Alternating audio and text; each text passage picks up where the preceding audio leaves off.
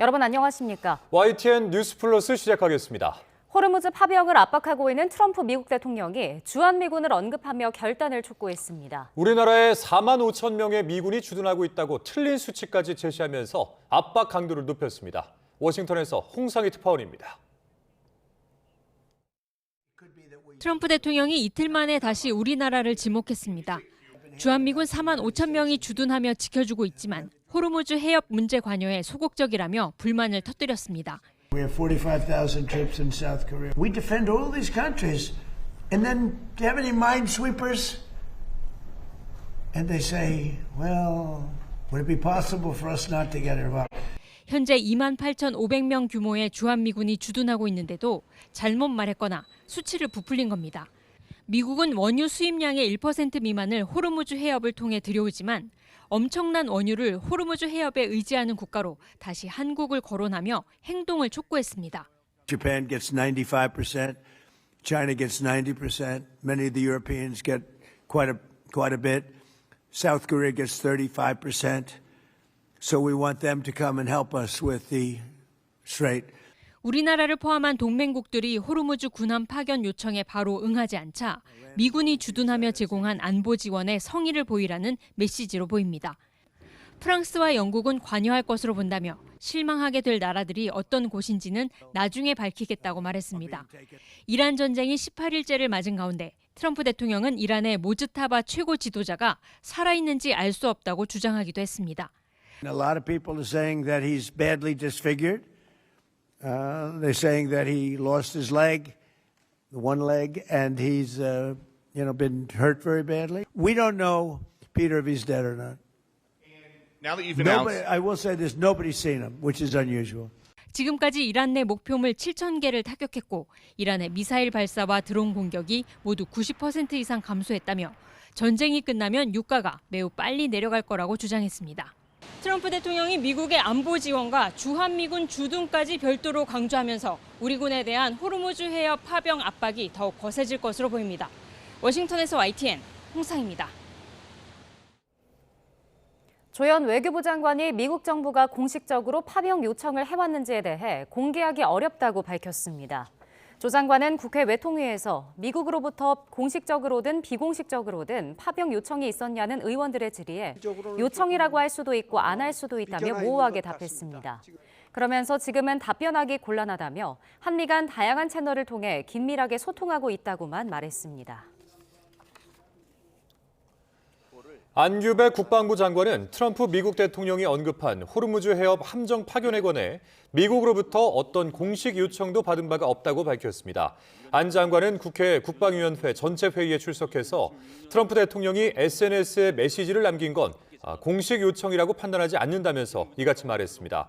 또 소말리아 해역 인근 아덴만의 임무와 실질적으로 전쟁 상황이 벌어진 호르무즈 해협은 차원이 다르다면서 파병 문제는 국익과 국민의 안전, 헌법과 법률에 의해 결정될 사항이고 국회 동의 사안이라고 강조했습니다.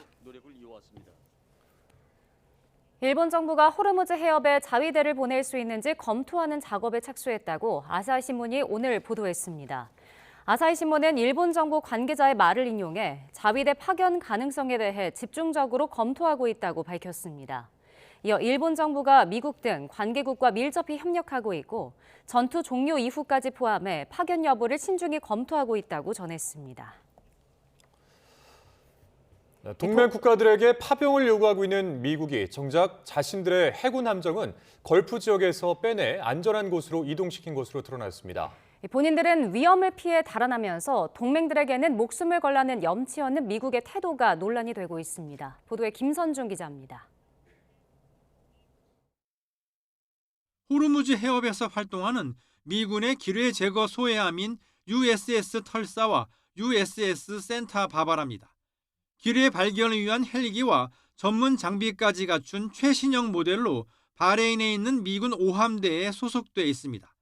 그런데 지난 15일 걸프 지역을 벗어나 무려 4,000마일, 6,000km가 넘게 떨어진 말레이시아 페낭 항구에서 포착됐습니다.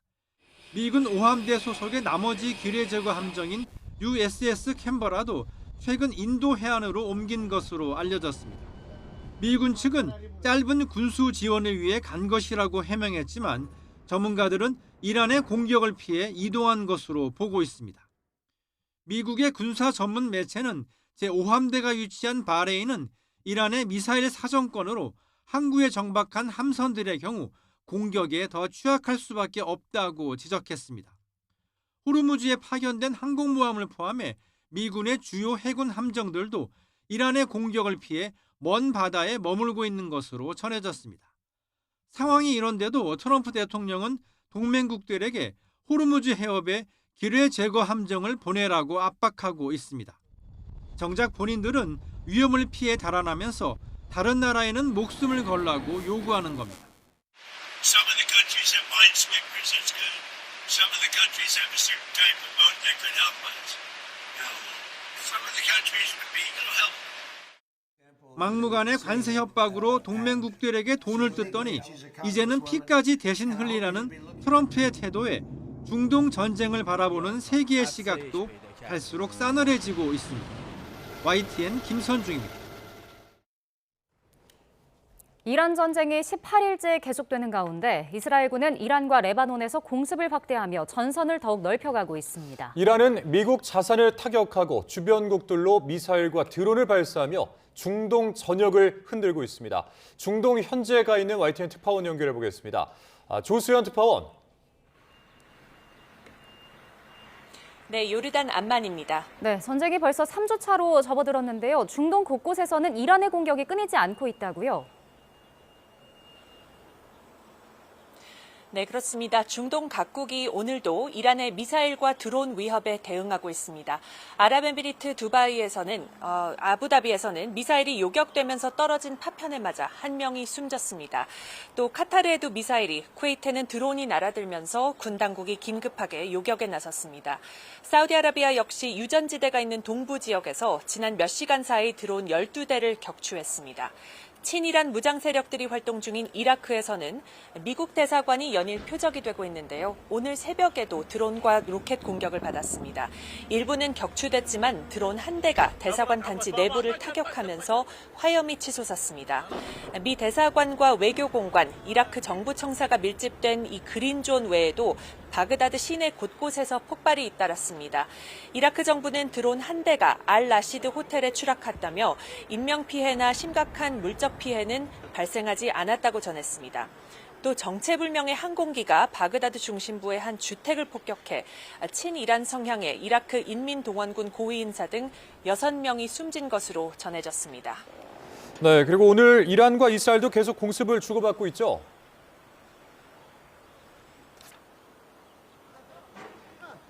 네, 이스라엘군은 오늘 새벽 이란과 레바논에서 동시다발적으로 대규모 공습을 진행했습니다. 테헤란의 이란 정권 기반 시설 그리고 베이루트와 베이루트 남부에서 헤즈볼라 시설들을 타격하고 있습니다. 비슷한 시각 이란도 이스라엘을 향해 미사일 공격에 나섰습니다. 이에 따라 텔라비브를 비롯한 이스라엘 곳곳에서 공습 사이렌이 또다시 울려 퍼졌습니다. 그런가 하면 이스라엘은 레바논에서 지상전을 본격화하는 양상이라고요? 네, 그렇습니다. 이스라엘군이 개전 이후 처음으로 헤즈볼라 거점인 레바논 남부에서 지상전을 개시했습니다. 오늘 오전 공습으로 현재까지 11명이 숨진 가운데 이스라엘군은 현지 주민들에게 대피하라고 경고한 뒤에 레바논 남부의 한 건물을 추가로 타격했습니다.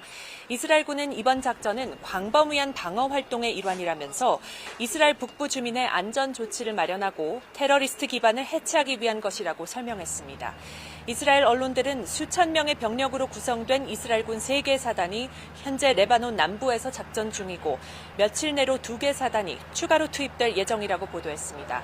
이에 맞서 헤즈볼라도 작전 확대 움직임을 보이고 있습니다.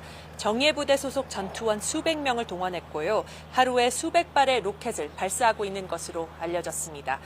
미국과 이란이 물밑에서 대화를 시작한 것으로 전해지고 있는 가운데 이란과 이스라엘 양측 모두 장기전에도 대비하고 있는 모습인데요. 특히 레바논 지상전이 오랫동안 이어질 수 있다는 전망도 나오고 있습니다. 지금까지 요르단 암만에서 YTN 조수연입니다. 지난달 28일 이란 전쟁이 시작된 이래 호르무즈 해협 선박 통행이 대부분 중단됐으나 이란 석유 수출량은 지난해와 큰 차이가 없다고 CNN이 현지 시간 16일 보도했습니다.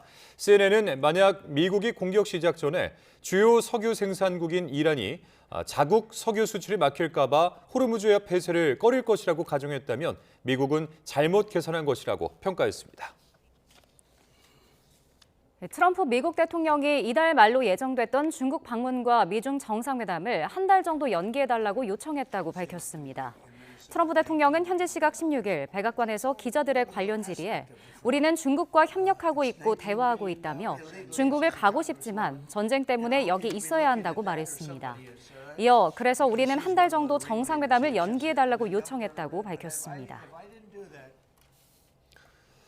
방중 연기를 요청했다는 도널드 트럼프 대통령의 발언과 관련해서 중국은 미국과 소통하며 일정을 논의 중이라고 밝혔습니다. 린젠 중국 외교부 대변인은 정례 브리핑에서 미중 정상회담 일정 연기를 요청받았는지 연기 가능성은 어느 정도인지 묻는 말에 이같이 대답했습니다. 인공지능 발전을 이끄는 젠슨 왕 엔비디아 CEO가 미국에서 열린 연례 개발자 대회에서 삼성전자와 SK하이닉스에 대한 각별한 애정을 드러냈습니다. 현대차와 LG전자도 엔비디아와의 협업을 발표했는데요. 엔비디아발 호재와 국제유가 하락에 코스피는 5,600선을 회복했습니다. 박기원 기자입니다. 차세대 인공지능 반도체를 공개한 엔비디아의 2026 연례 개발자 대회. 기조 연설에 나선 젠슨왕 CEO는 한국 기업들을 향한 애정을 나타냈습니다. 특히 삼성전자 파운드리 사업부가 엔비디아의 추론 전용 칩 그록3를 생산한다는 소식을 알리며 감사를 전했습니다. I want to thank Samsung, who manufactures the Grok LP30 chip for us, and they're cranking as hard as they can. I really appreciate you guys. We're in production with the Grok chip. 삼성전자는 엔비디아 인공지능 반도체의 핵심 부품인 HBM 생산 확대 계획과 함께 7세대 HBM의 실물도 세계 최초로 엔비디아의 행사장에서 공개했습니다. 엔비디아와 함께 오랜 연합군을 꾸려온 SK하이닉스도 HBM4와 함께 엔비디아가 주도하는 저전력 메모리 모듈 소캠을 전시하며 기술력을 과시했습니다. 최태원 SK그룹 회장이 직접 엔비디아 행사장의 모습을 드러내자 젠슨왕은 하이닉스를 사랑하다는 하트 사인이 담긴 서명을 HBM4에 남기며 화답했습니다. I'm proud of you guys. Everybody's working so hard. Thank you very much. Good job. 현대차 그룹은 엔비디아와 자율주행 등의 기술 협력을 약속했고 LG전자 역시 로봇 분야에서 엔비디아와 손을 맞잡았습니다. 중동 사태 속에서도 인공지능 열풍과 함께 한국 기업들의 뛰어난 기술 경쟁력이 확인되면서 우리 증시도 상승장을 보였습니다. 파운드리 사업부가 테슬라에 이어 엔비디아라는 큰 손을 확보하면서 삼성전자 주가는 3거래일 만에 19만 전자로 올라섰고 SK하이닉스는 최태원 회장이 예탁 증서 ADR을 이용한 미국 상장을 검토한다는 발언에 100만 원을 넘어섰다가 0.4% 하락 마감했습니다. 엔비디아발 호재와 국제 유가 하락으로 5,700선을 회복했던 코스피는 다시 뒷걸음질을 치면서 5,640선으로 장을 마쳤습니다. 코스닥은 하락 전환에 0.1% 내린 1,136.94로 마감했습니다. 원 달러 환율은 이틀 연속 하락하며 1,490원대 초반까지 내려왔습니다. YTN 박견입니다. 이재명 대통령이 중동 지역 긴장 고조로 인한 경제 위기에 대비하기 위해서 전쟁 추경을 신속히 편성해 주길 바란다고 당부했습니다. 이 대통령은 오늘 정부 세종청사에서 주재한 국무회의에서 이제는 상황 장기화를 전제로 최악의 시나리오까지 염두에 둔 대책을 마련해야 한다며 이같이 말했습니다.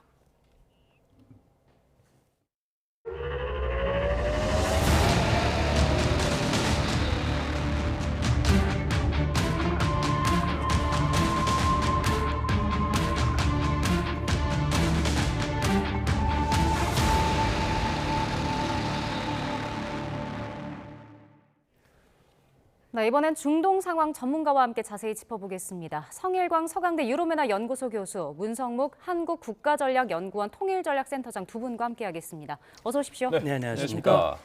네, 트럼프 미국 대통령이 호르무즈 해협을 통과하는 선박 호위 작전에 동맹국의 동참을 요구하고 있습니다. 각국의 안보 우산을 빌미 삼고 있는데 관련 발언부터 먼저 들어보겠습니다. You have to remember, we have 45,000 troops in Japan. We have 45,000 troops in South Korea. We have 45,000, 50,000 troops in Germany. We defend all these countries.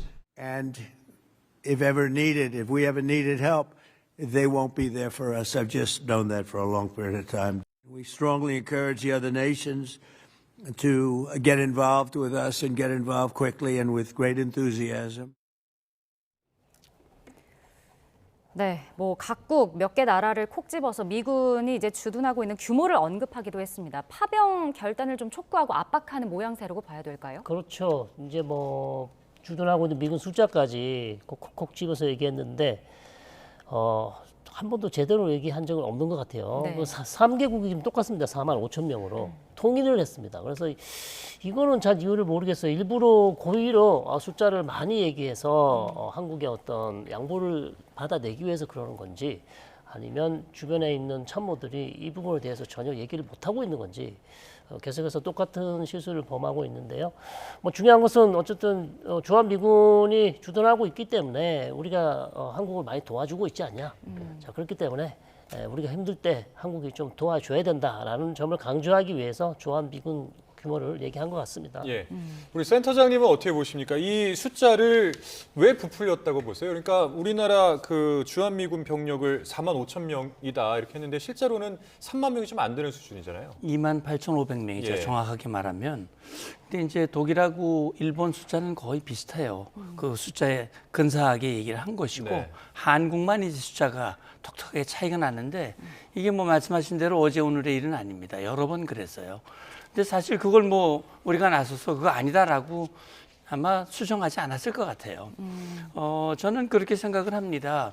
일단 숫자가 많아야 그만큼 많이 기여하는 것이 되잖아요. 그렇기 때문에 일부러 뭐 많이 얘기할 수도 있고, 아니면 트럼프 대통령의 머릿속에 워낙 세계의 일들이 다 이제 기억에 정확한 기억, 수치에 해당되는 거니까 그럴 수도 있다고 생각을 하는데, 어쨌든 지금 트럼프 대통령의 저런 얘기는 지금 미국이 호르무즈 해협을 통해서 운송되는 기름 중에 미국으로 가는 거는 거의 없다. 이건 미국의 일이 아니라 아시아의 일, 특히 중국, 일본, 한국의 일이다. 그리고 유럽도 무관하지 않다. 그러니 지금 호르무즈 해협의 안전통항 문제는 미국만의 일이 아니고 모두의 일이고, 특히 미국의 도움을 받고 있는 나라들은 우리가 필요할 때, 우리가 도움을 요청할 때 적극 좀 나서야 되는 거 아니냐라고 해당 나라에도 얘기하고, 예. 동시에 미국 내 여론도, 미국 내에서도 트럼프 대통령에 대한 불만과 비판의 목소리가 있거든요. 자, 우리는 할 수 있는 모든 방안을 다 강구한다라는 것도 보여주고, 또 한편으로는 이란을 향한 메시지도 있습니다. 그러니까 이제 연합함대의 구상은 이란이 호르무즈 해협에 대해서 어쨌든 자기들은 뭐 봉쇄 안 하고 있다고 얘기하지만 사실상 봉쇄된 거거든요. 그렇기 때문에 지금 그렇게 하는 것은 좋지 않아. 그것은 국제사회에서 이란 너희들이 고립되는 것이고 결과적으로 성공할 수 없는 거야. 네. 라고 하는 것을 보여주고 싶은 그런 다목적의 카드가 거기 담겨져 있다고 저는 봅니다. 네. 뭐 도움을 받는 나라들이니만큼 이번엔 도움을 줘라라는 이제 미국의 압박이 좀 거세지고 있는 건데, 조현 외교부 장관은 이제 마코 루비오 미 국무부 장관과 통화를 했더라고요. 그래서 중동 파병 요청 관련해서 근데 애매한 답을 했습니다. 뭐 요청이라고 할 수도 있고 아니라고 할 수도 있다 이렇게 이야기를 했는데, 뭐 어떤 상황인 걸까요? 우리는 거리를 두고 있는 걸까요? 근데 이제 이미 청와대는 입장을 발표를 했죠. 신중하게. 그러니까 미국과 충분히 소통하고 있다. 그리고 신중하게 검토하고 있다라고 하면서 이제 덧붙인 얘기가 뭐냐면, 네. 호르무즈 해협의 안전 통행, 자유 통행은 이건 반드시 확보돼야 한다라는 원론적인 얘기를 했어요. 국제법적인 얘기죠. 그러니까 지금 이란은 미국을 곤경에 빠뜨리기 위해서 호르무즈 해협을 지금 카드로 사용하고 있지 않습니까? 모스타바가 실지 첫 번째 낸 메시지에서 이 호르무즈는 강력하게 지렛대로 활용을 해야 된다라고 얘기하는 건데, 아시다시피 호르무즈 해협 봉쇄한다고 얘기해놓고 중국 배는 다 그냥 통과시키고 인도 배, 튀르키예 배 다 통과시켜주고, 그다음에 또 하는 얘기가 위안화로 거래하는 거는 통과시켜줄게. 그리고 또 심지어는 그런 얘기도 있잖아요. 그 미국 대사관, 이스라엘 대사관 쫓아내면 내가 다 통과시켜줄게. 우리하고 협조하면 다 할게. 저는요, 이란이 물론 이해는 됩니다. 미국과 협상을 위해서 그런 건 이해가 되지만 그거는 매우 부적절한 그런 저는 조치라고 봐요. 그리고 거기에 직접적인 피해를 입고 있는 나라가 대한민국이거든요. 우리 유조선들, 우리 선원들 거기 묶여가지고 먹을 것 떨어지고 그 어려움 속에 있다고 하는 그런 보도가 여러 번 나오고 있지 않습니까? 예. 그래서 저는 조현 장관이 여기서 뭐 요청을 받았다, 우리가 어떻게 한다라고 결정할 위치에 있지 않죠. 그렇기 때문에 좀 더 그 루비오 장관이 협력을 요청한 건 맞습니다. 그러나 이게 이제 공식적으로 어떤 뭐 서한이라든지 이런 걸 통해서 우리에게 요청한 것은 아니기 때문에 아마 그런 부분들은 좀 봐야 될 것 같습니다. 예, 이게 이제 뭐 맞습니다. 공식적인 요청은 없었는데 그런데 이제 우리나라는 사실 이제 미국의 어떻게 보면 이제 동맹 국가잖아요. 그러니까 이 자체 어떤 요청이 공식적으로 온다고 하더라도 이거를 뭐 수용하기도 그렇고 거부하기도 그렇고 뭔가 네.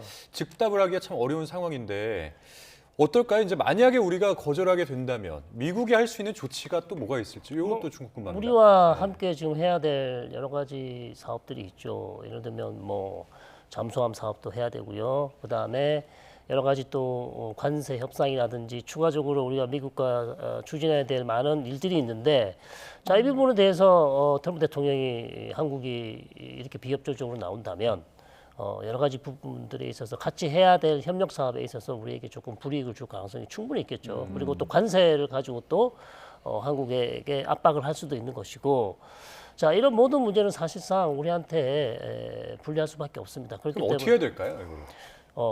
현 시점에서는 저는 일단 신중하게 더 생각을 더 해야 되고요. 일단 시간을 벌어야 됩니다. 최대한 시간을 벌어야 된다. 왜냐하면 지금 다른 국가들은 다 보시면 전부 다 중국 군사행동 중단해야 된다. 유럽의 전쟁 아니다. 독일 어떤 형태든 참여하지 않겠다.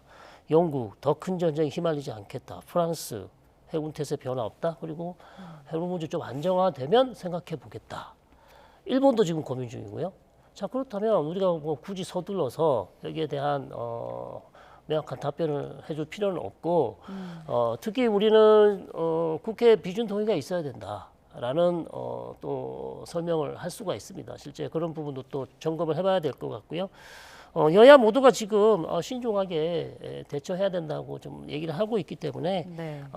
긴 호흡으로 여러 주변국들의 대응을 좀 살펴보고 그 다음에 호르무즈 해협 전쟁이 혹시 좀 빨리 끝날 가능성은 없는지 이런 것 저런 것 모든 것을 다 살펴보고 신중하게 결정해야 된다고 봅니다. 네. 지금 뭐 얘기해 주신 대로 각국의 반응을 좀 보면 중국은 사실상 뭐 군함 요청을 거절한 상태고 독일도 좀 뚜렷하게 거부 방침을 밝혔거든요. 사실상 다른 나라들도 좀 거부 의사를 밝힌 것이나 다름없는 그런 뜻을 밝혔는데 우리로서는 지금 교수님께서는 뭐 시간을 좀 더 벌어야 한다라고 했지만 사실 이게 어느 정도 한계가 있을 수도 있잖아요. 이 출구 전략을 어떻게 좀 마련을 해야 될까요? 예, 그러니까 저는 그렇게 생각을 합니다.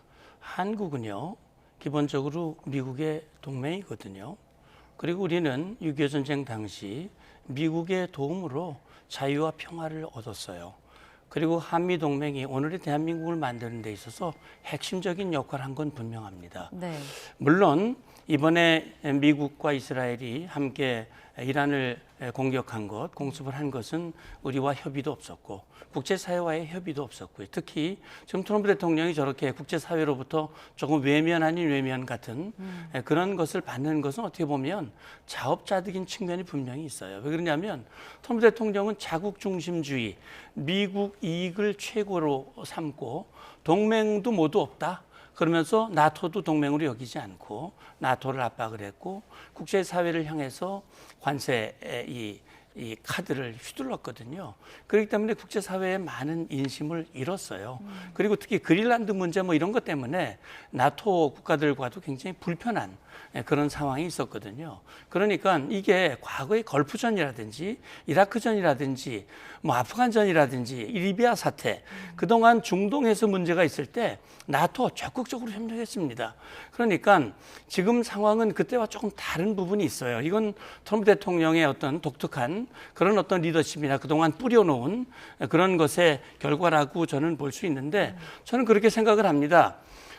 저는요 나라 사이의 관계도 그렇고 개인의 관계도 그렇고 중요한 것은 신뢰라고 생각을 합니다. 그래서 어쨌든 미국이 우리의 동맹이기 때문에 지금 이 행동이 또는 지금 상황이 과거와 다른 건 분명하지만 우리가 동맹으로서 미국의 어려움 그런 것들을 이재명 대통령이 트럼프 대통령하고 지난해 그 경주에서 충분히 소통을 하고 서로 간의 이 투명성이라든지 이런 거 쌓았지 않습니까? 그래서 그런 것들에 대해서 좀 소통을 하면서 우리가 미국의 어려움에 동참을 하되 지금 전쟁에 휘말리지 않고 또 이란 합구도 척지지 않되 우리의 국민을 보호하고 우리의 유조선을 보호하고 경제적인 이익을 확보하고 이런 것들 절묘한 솔로몬의 지혜와 같은 이런 것들이 필요하다는 얘기죠. 다른 나라에 거부하다고 해서 우리도 거부 이거는 아니거든요. 저는 제일 먼저 우리가 유심히 봐야 할 거는 일본입니다.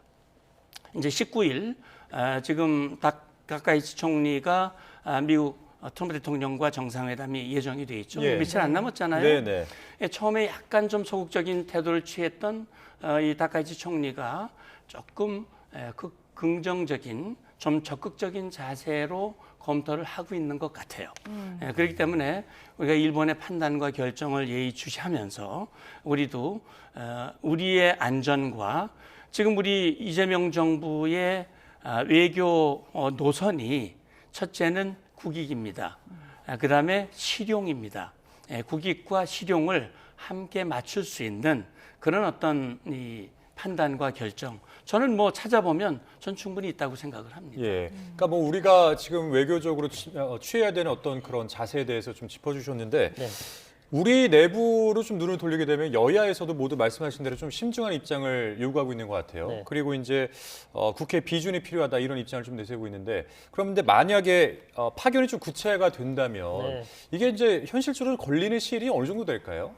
시간이 많이 걸리죠. 왜냐하면 군사 전문가들이 계속 하시는 말씀이 지금에 가지고 있는 이 지금 청해 부대가 쓰고 있는 그 군함으로는 되지도 않고요. 더 큰 군함을 또 보내야 되고 예. 그 다음에 지금 있는 청해 부대에 있는 이 병력들은 전투 병력이 아닙니다. 그래서 새롭게 전투 병력을 또 충원을 해야 되고요.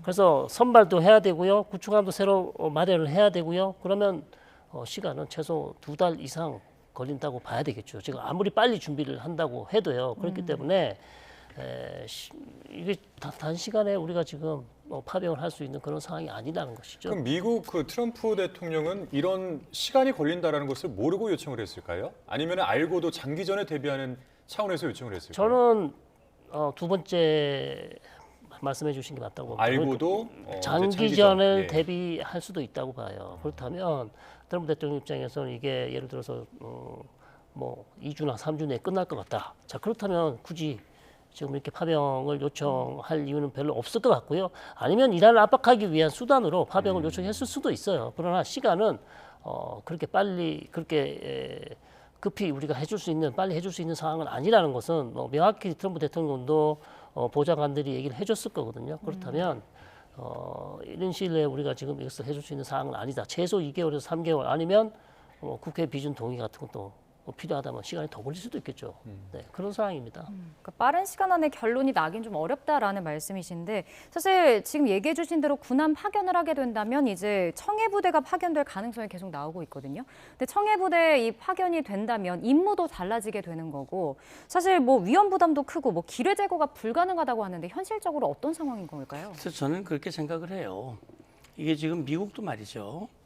이 관련국들을 참여하라고 요청을 해놓고 거기에서 이란의 타겟, 표적이 되고 거기서 인명피해가 발생하고 그런 상황이 되면 트럼프 대통령 더 어려워집니다. 그렇기 때문에 저는 이게 호위 함대가 어떻게, 어떤 모양으로, 언제, 어떤 시스템으로, 어떤 환경에서 이루어질지는 지금 아무도 모릅니다. 네. 저는 그렇게 생각을 해요. 미국이 이렇게 하는 것은 첫째는 아까도 말씀드렸듯이 미국 내부에 관련된 그런 메시지일 수 있고요. 그다음에 주변국들 관망하고 이렇게 왜 남의 일인 것 같이 해. 이건 우리 모두의 일이야. 이란의 핵 위협이 미국만의 위협이야? 이건 국제사회 위협 아닌가? 이란이 핵을 만약에 가지게 되면 이건 전 세계 유럽에도 위협이야. 이건 나 모두의 위협인데 왜 가만히 있어? 호르무즈 이거 우리 때문 아니잖아. 전 세계가 다 어려운 건데 왜 미국만 짐을 걷어야 돼? 다 관심을 가져야지. 이 메시지도 되잖아요. 저는 그렇게 생각을 해요. 지금 미국이 그렇게 얘기를 했습니다. 하르그섬 타격을 했죠. 그다음에 지금 뭐 애초에 미국이 이 작전의 기간을 4 내지 6주라고 그랬어요. 네. 지금 3주째예요. 그러면 그 얘기도 하면 앞으로 3주가 더 있어요. 그리고 이스라엘이 그랬습니다. 아직 타격해야 할 표적이 수천 개가 남아있다라고 얘기를 했습니다. 그러니까 지금 미국은 말이죠. 만약에 이 연합호위 함대를 호르무즈 해협에 투입을 한다면 적어도 이란이 어떤 형태로든 그게 무인 수상정이든 기뢰든 대한미사일이든 무슨 것이라도 적어도 연합호위 함대에 위협이 되지 않게 강력한 조치를 취한 후에 아마 투입을 해야 그래야 트럼프 대통령도 거기서 자기 부담이 덜어지는 것이거든요. 저는 그렇게 봅니다. 지금 이제 주일 미군 중에 2,500명 이 원정군 해병대 지금 이동을 시키고 있어요. 그다음에 항공모함 한 척을 더 함대를 이동시키고 있는 움직임도 지금 보도가 나오고 있고, 그리고 하르그섬 외에 이쪽 이제 다음 한 주는 아주 더 격렬한 그 타격을 할 것이다라고 얘기했는데 저는 아직은 추정입니다만 그 이란의 해안 특히 이 호르무즈 해협을 이 위협하는 그래서 거기에 민간 선박들 민간인들 모두 대피해라. 거기에 대한 강력한 타격을 하겠다라고 얘기를 했기 때문에 저는 미국 그렇게 얘기했을 때 어떤 조건에서 이 호위 함대를 투입할지 이건 아직 아무도 모르거든요. 근데 마치 지금 이란을 공격하고 전쟁하는데 관련국이 들어와서 우리와 같이 전쟁하자. 사실 그런 거 아니거든요. 지금 미국이 얘기하는 거는 그 유조선을 호르무즈 해협을 안전한 통행, 안전 자유를 확보하기 위해서 지금 얘기를 하고 있는 것이기 때문에 청해부대 말씀하셨어요. 네. 청해부대가 2020년 미국과 이란이 솔레이마니 이 살해하고 나서 상당히 불편하고 이란이 호르무즈 해협을 봉쇄한다고 그랬을 때 일시적으로 이 아덴만에 나가 있던 청해부대의 임무를 확대하면서 이쪽 페르시아만 쪽으로 확대해서 투입한 적이 있습니다. 그래서 저는 이번에도 만약에 우리가 미국과 이란의 전쟁하는 이 작전에 일체 우리는 관여하지 않는다. 오로지 우리 유조선의 안전을 확보하는 데만 우리는 한다. 이거 그렇게 한다면 지금 대조영함 우리 청해부대 요원들이 상당히 특수부대 요원도 들어가 있고 여러 가지 뭐 헬기도 있고요. 일부 부족하지만 무장들이 돼 있고 그동안 우리 상선과 우리 배를 보호하는데 굉장히 중요한 역할을 그동안 많이 해왔거든요. 네. 아시다시피 2011년에 아덴만 작전도 있었고요. 그래서 저는 만약에 한다면 여기서 만약에 간다면 다른 배로 부대를 구성을 해서 이동한다면 말씀하신 대로 2달 정도 걸릴 겁니다. 그러나 청해 부대를 일부 이동을 해서 만약에 일본도 한다면 현지에 파견돼 있는 구축함을 아마 옮겨서 할 가능성이 저는 높다고 봅니다. 지금 중국도 거기 파병돼 있고 다른 그 나라 함정들도 거기 많이 파견돼 있거든요. 그래서 그렇게 임무를 조정해서 하는 방안 아마 그런 것들이 좀 더 구체적으로 가능성, 합리적인 대안으로 나오지 않을까 저는 추정을 해봅니다. 우리 센터장님이 이제 답변 중에 말씀을 잠깐 언급해 주신 부분인데 일본하고 이제 미국의 정상회담이 19일 아니겠습니까? 이틀 뒤인데 이때 과연 트럼프 대통령이 공식적으로 요청을 할 것인지 뭐 요게 이제 궁금하고 요거랑 별개로 지금 일본도 어쨌든 비공식적인 요청을 받은 것과 같은 상황이기 때문에 지금 현재 뭐 자위들을 파견할지 검토하는 작업에 착수했다 이런 보도도 나왔거든요. 어떤 결정을 하게 될까요? 글쎄요. 트럼프 대통령이 아마 정상회담에서 아마 확실하게 얘기를 할 가능성이 높고요. 그렇다면 일본도 고민을 해야 될 텐데 뭐 관방장관은 아직 공식적으로 요청 받은 바 없다. 또 그렇게 얘기를 하고 있고 일본 역시도 이 부분에 대해서 상당히 지금 신중한 자세로 지금 신중하게 결정하겠다고 얘기를 하고 있기 때문에 제 생각에는 이 정상회담 때 어떤 즉답을 하지는 않을 것 같아요. 일본 역시도 이제 시간을 갖고 그다음에 일본도 당연히 뭐 다른 여야들 얘기를 또 들어봐야 되는 상황이기 때문에 여러 가지 상황들을 고려해서 일본도 결정할 것 같습니다. 그래서 저는 일본도 결정하는데 시간이 그렇게 빨리 결정할 것 같지는 않아요. 시간이 좀 많이 걸릴 것 같다 이렇게 보고 있습니다. 네. 근데 반면에 이제 미중 정상회담은 또 연기될 가능성이 높아지는 것 같더라고요. 네. 트럼프 대통령이 정상회담 열흘 앞두고 이제 이란 전쟁 해결을 위해서 좀 미루자, 연기하자라는 뜻을 밝혔다고 합니다. 속내는 뭘까요? 속내는 이란 전쟁을 빨리 끝내고 사실 정상회담을 했었어야 되죠. 전쟁을 빨리 끝내고. 근데 전쟁이 안 끝나잖아요. 그러니까 트럼프 생각엔 지금 3월 말까지 절대 전쟁이 끝날 가능성이 없다는 겁니다. 자, 그렇기 때문에 이 중요한 미중 정상회담을 한 달간 미루자. 그리고 일단 지금 트럼프 대통령 입장에서는 이란 전쟁이 가장 중요한 이슈이기 때문에 이 부분에 대해서 내가 집중을 하고 싶다라는 그런 뜻이고요. 또 한편으로는 중국에게 나를 좀 도와달라. 네. 이란을 좀 압박해서 도와준다면 정상회담을 뭐 예정대로 할 수도 있지 않냐. 그러나 지금 전혀 한치 앞을 내다볼 수 없고 교착 상태에 빠진 상황에서 내가 미중 정상회담을 전쟁 중인 국가를 내 나라를 떠나서 중국으로 가서 시진핑 주석을 만나서 정상회담 하기에는 적절하지 못하다라는 이제 그런 입장을 밝힌 것이죠. 아니 오늘 그리고 이제 또 저희 그 YTN에서 보도를 해드리기도 했는데 이런 내용도 있어요. 이란 전쟁 이후에 그 이란의 석유량이 지난해하고 뭐 큰 차이가 없다. 네. 지금 이제 전쟁 중이기도 하고 호르무즈 해협이 봉쇄가 된 상황인데 이게 이럴 수가 있는 겁니까? 그렇습니다. 이게 아마 CNN에서 보도를 한 것 같은데요. 제 생각에는 유가 때문인 것 같아요. 이란이 수출하는 뭐 중국에도 보내주고 있고 다른 곳곳에 일부 국가에 원유를 수출하고 있는데 수출선 즉 유조선을 만약에 미국이 공격한다면 또 그 화면이 또 영상에 나올 거고요. 그러면 전 세계 또 이 영상을 보는 사람들은 심리적 충격을 받겠죠. 또 유가가 또 오르겠구나.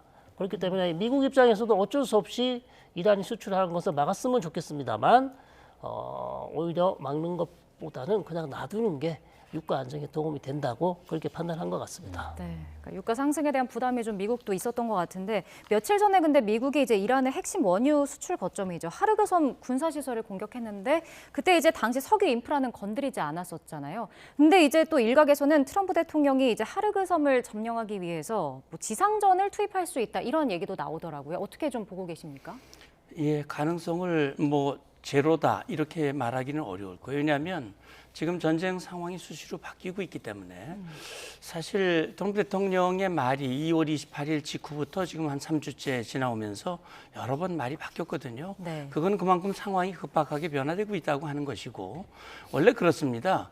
전쟁도 그렇고 무엇도 그렇지만 어쨌든 우리가 목표를 100% 달성하는 게 있고 100% 달성이 어려우면 90%, 80%, 70% 이렇게 목표의 수위를 낮출 수 있거든요. 네. 그러니까 지금 원래 목표는 뭐 이란의 핵 역량을 완전히 제로로 만들고 그 과정에서 하메네이 지도자, 왜냐하면 그 핵을 개발하는 그 중심 인물이 하메네이였기 때문에 이렇게 제거하면 이란 국민들이 일어나서 뭔가 레짐 정권의 변화, 그렇게 되면 아예 이란을 다른 나라로 바꿀 수 있으니까 아마 처음엔 그걸 아마 생각을 한 것 같은데 이제 그게 여의치 않기 때문에 조금 이제 상황을 낮춰서 핵시설 군사 역량을 제거하는 데 집중을 했는데 생각보다 복잡하게 호르무즈 상황이 펼쳐지고 있고 호르무즈 상황은 트럼프 대통령에게는 상당히 아픈 부분이기 때문에 예. 이걸 이제 해결하기 위해서 그동안 꽁꽁 숨겨두었던, 다시 말하면 일종의 레드라인으로 여겼던 하르그섬을 타격을 했는데 그것도 군사시설 90개만 타격을 하고 에너지 인프라는 타격하지 않았는데 그건 뭐 교수님 말씀대로 유가와 직접 연관이 있다고 생각을 합니다. 예. 그걸 타격했을 경우 얻을 이익보다는 입을 손해가 더 크다고 판단했기 때문에 일단은 유보한 것이고 그러나 열어놨어요. 그거를. 그러니까 트럼프 대통령도 만약에 끝까지 지금 이란 정권이 끝까지 저항을 하면 우리는 레드라인 넘을 수도 있어. 이걸 점령을 해서 이걸 꽉 잡아버리면 돈줄이 막혀버리기 때문에 돈줄이 막히면 어떻게 전쟁을 합니까? 이란 혁명수비대 봉급을 줘야 뭘 할 거 아닙니까?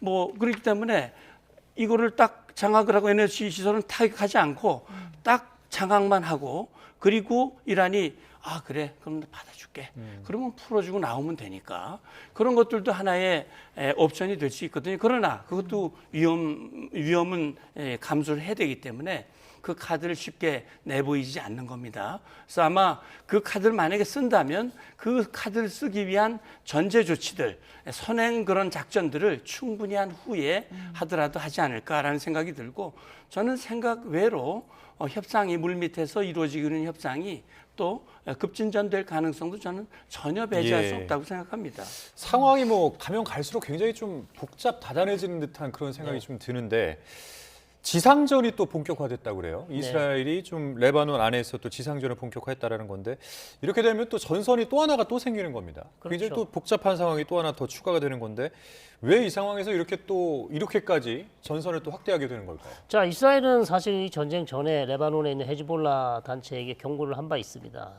우리가 이란하고 전쟁을 하더라도 헤즈볼라는 절대 이 전쟁에 참전하지 마라. 참전하게 되면 우리가 대대적인 공격을 하겠다고 했는데 헤즈볼라는 전쟁 전에 알리 하미네이를 암살하면 우리가 참전하겠다고 약속을 했어요. 자, 그런데 알리 하미네이가 암살을 당했고요. 그러다 보니 헤즈볼라는 자기가 했던 말을 지키기 위해서 어쩔 수 없이 지금 참전하게 됐고요.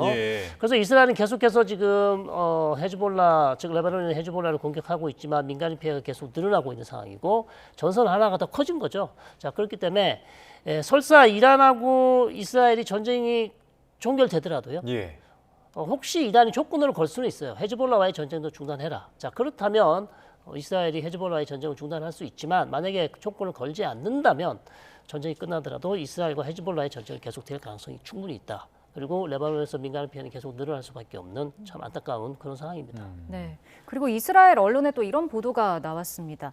어젯밤에 이제 알리 라리자니 이란 최고국가 안보회의 사무총장에 대한 암살 시도가 있었다라는 내용인데 이건 어떻게 보고 계십니까? 네, 이게 이스라엘 언론 쪽에서 보도를 한 건데 사실 여러 사람이 지금 표적이 됐어요. 네.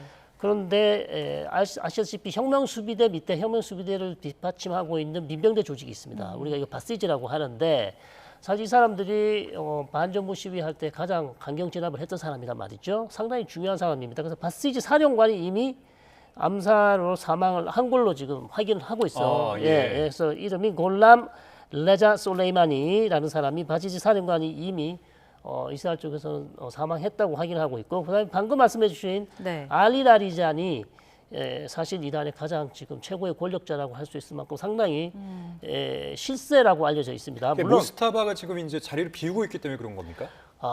무스타바가 자리를 비우다기보다도 지금 사실 전면에 나오지 않고 있고, 그렇죠. 그러니까 얼굴을 보이지 않고 있는 상황에서 사실 라리자니는 알리 하미네이가 살아생전 내가 혹시 유고가 되면 없어지면 나의 대행으로 알리 라리자니를 지목을 했어요. 뭐 최고 지도자로 지명한 건 아니에요. 임시 대행으로.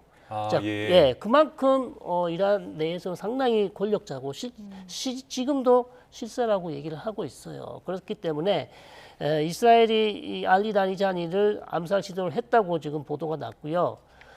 성공했을 가능성이 절반 이상이다. 이렇게 얘기하고 있습니다. 그래서 근데 이제 하메네이 혹은 뭐 무스타바 이제 언론에 이제 많이 나오기 때문에 좀 익숙하긴 한데 이 알리 라리자니가 지금 이제 어떻게 보면은 2인자 격인 거잖아요. 그렇죠. 그러면 이제 지금 무스타바가 있지만 왜 2인자를 공격했을 것인가? 이 부분이 좀 궁금해요. 자, 무스타바는 사실 지금 은신하고 있고 은신한 지 오래됐고 사실 정보를 취합하기 위해서 그렇게 쉽지 않을 수도 있고요. 물론 이스라엘은 계속해서 무스타바를 암살하려고 계속 노력하고 있을 겁니다. 시도를 이미 2차례를 했어요. 2차례를 했는데 다 실패를 했습니다. 자, 그런 상황이기 때문에 굳이 무스타바를 뭐 살려두기 위해서 고의로 암살을 안 한 건 아닌 것 같아요. 이스라엘은 분명 여러 차례 얘기했습니다. 무스타바도 우리의 암살 명단에 들어있다. 그러나 다만 어제 저녁에는 알리 라니자니가 공격을 받은 것은 뭐 확실한 것 같습니다. 네. 그리고 이제 모스타바가 선출된 과정과 관련해서도 이제 전해지는 내용이 있는데, 뭐 8일 동안 왕자의 게임이 벌어졌다 이런 내용입니다. 그러니까 군부 세력이랑 온건파 사이의 권력 다툼이 치열했다는 건데, 결국 모스타바는 군부 세력의 지지가 있었던 인물인 거잖아요. 이렇게 되면 반미 성향이 더 강해질 수밖에 없는 걸까요? 예, 그렇죠. 그러니까 뭐 사실 원래 이란의 이슬람 혁명, 호메이니로부터 시작된 이슬람 혁명이 세습을 반대해서 그걸 명분으로 혁명을 완성을 했는데 자기들이 세습을 하는 거거든요. 이거는 하메네이가 죽은 걸 이제 순교로 포장을 하고, 그리고 이제 그 아들을 후계자로 세웠는데 그 민 세력이 군부 세력이고요. 그러니까 지금 미국, 이스라엘 향해서 저항하고 지금 그동안 이란이 반미, 반이스라엘, 그다음에 아까 얘기한 헤즈볼라를 비롯해서 저항의 축을 계속 힘을 길러서 그들로 하여금 많은 문제를 일으켜왔던 건 사실이거든요. 핵 개발을 시도했고, 그렇기 때문에 모스타바가 정말 정상으로 돌아와서 계속 혁명 수비대라든지 바시드 민병대라든지 지금의 권력을 뒷받침하는 이런 세력들과 결집을 해서 저항을 한다면 상당한 강경 노선을 이어가겠지만, 저는 그렇게 생각을 합니다. 아무리 의지가 강해도 힘이 뒷받침 안 되면 지속하기는 어려울 수 있습니다.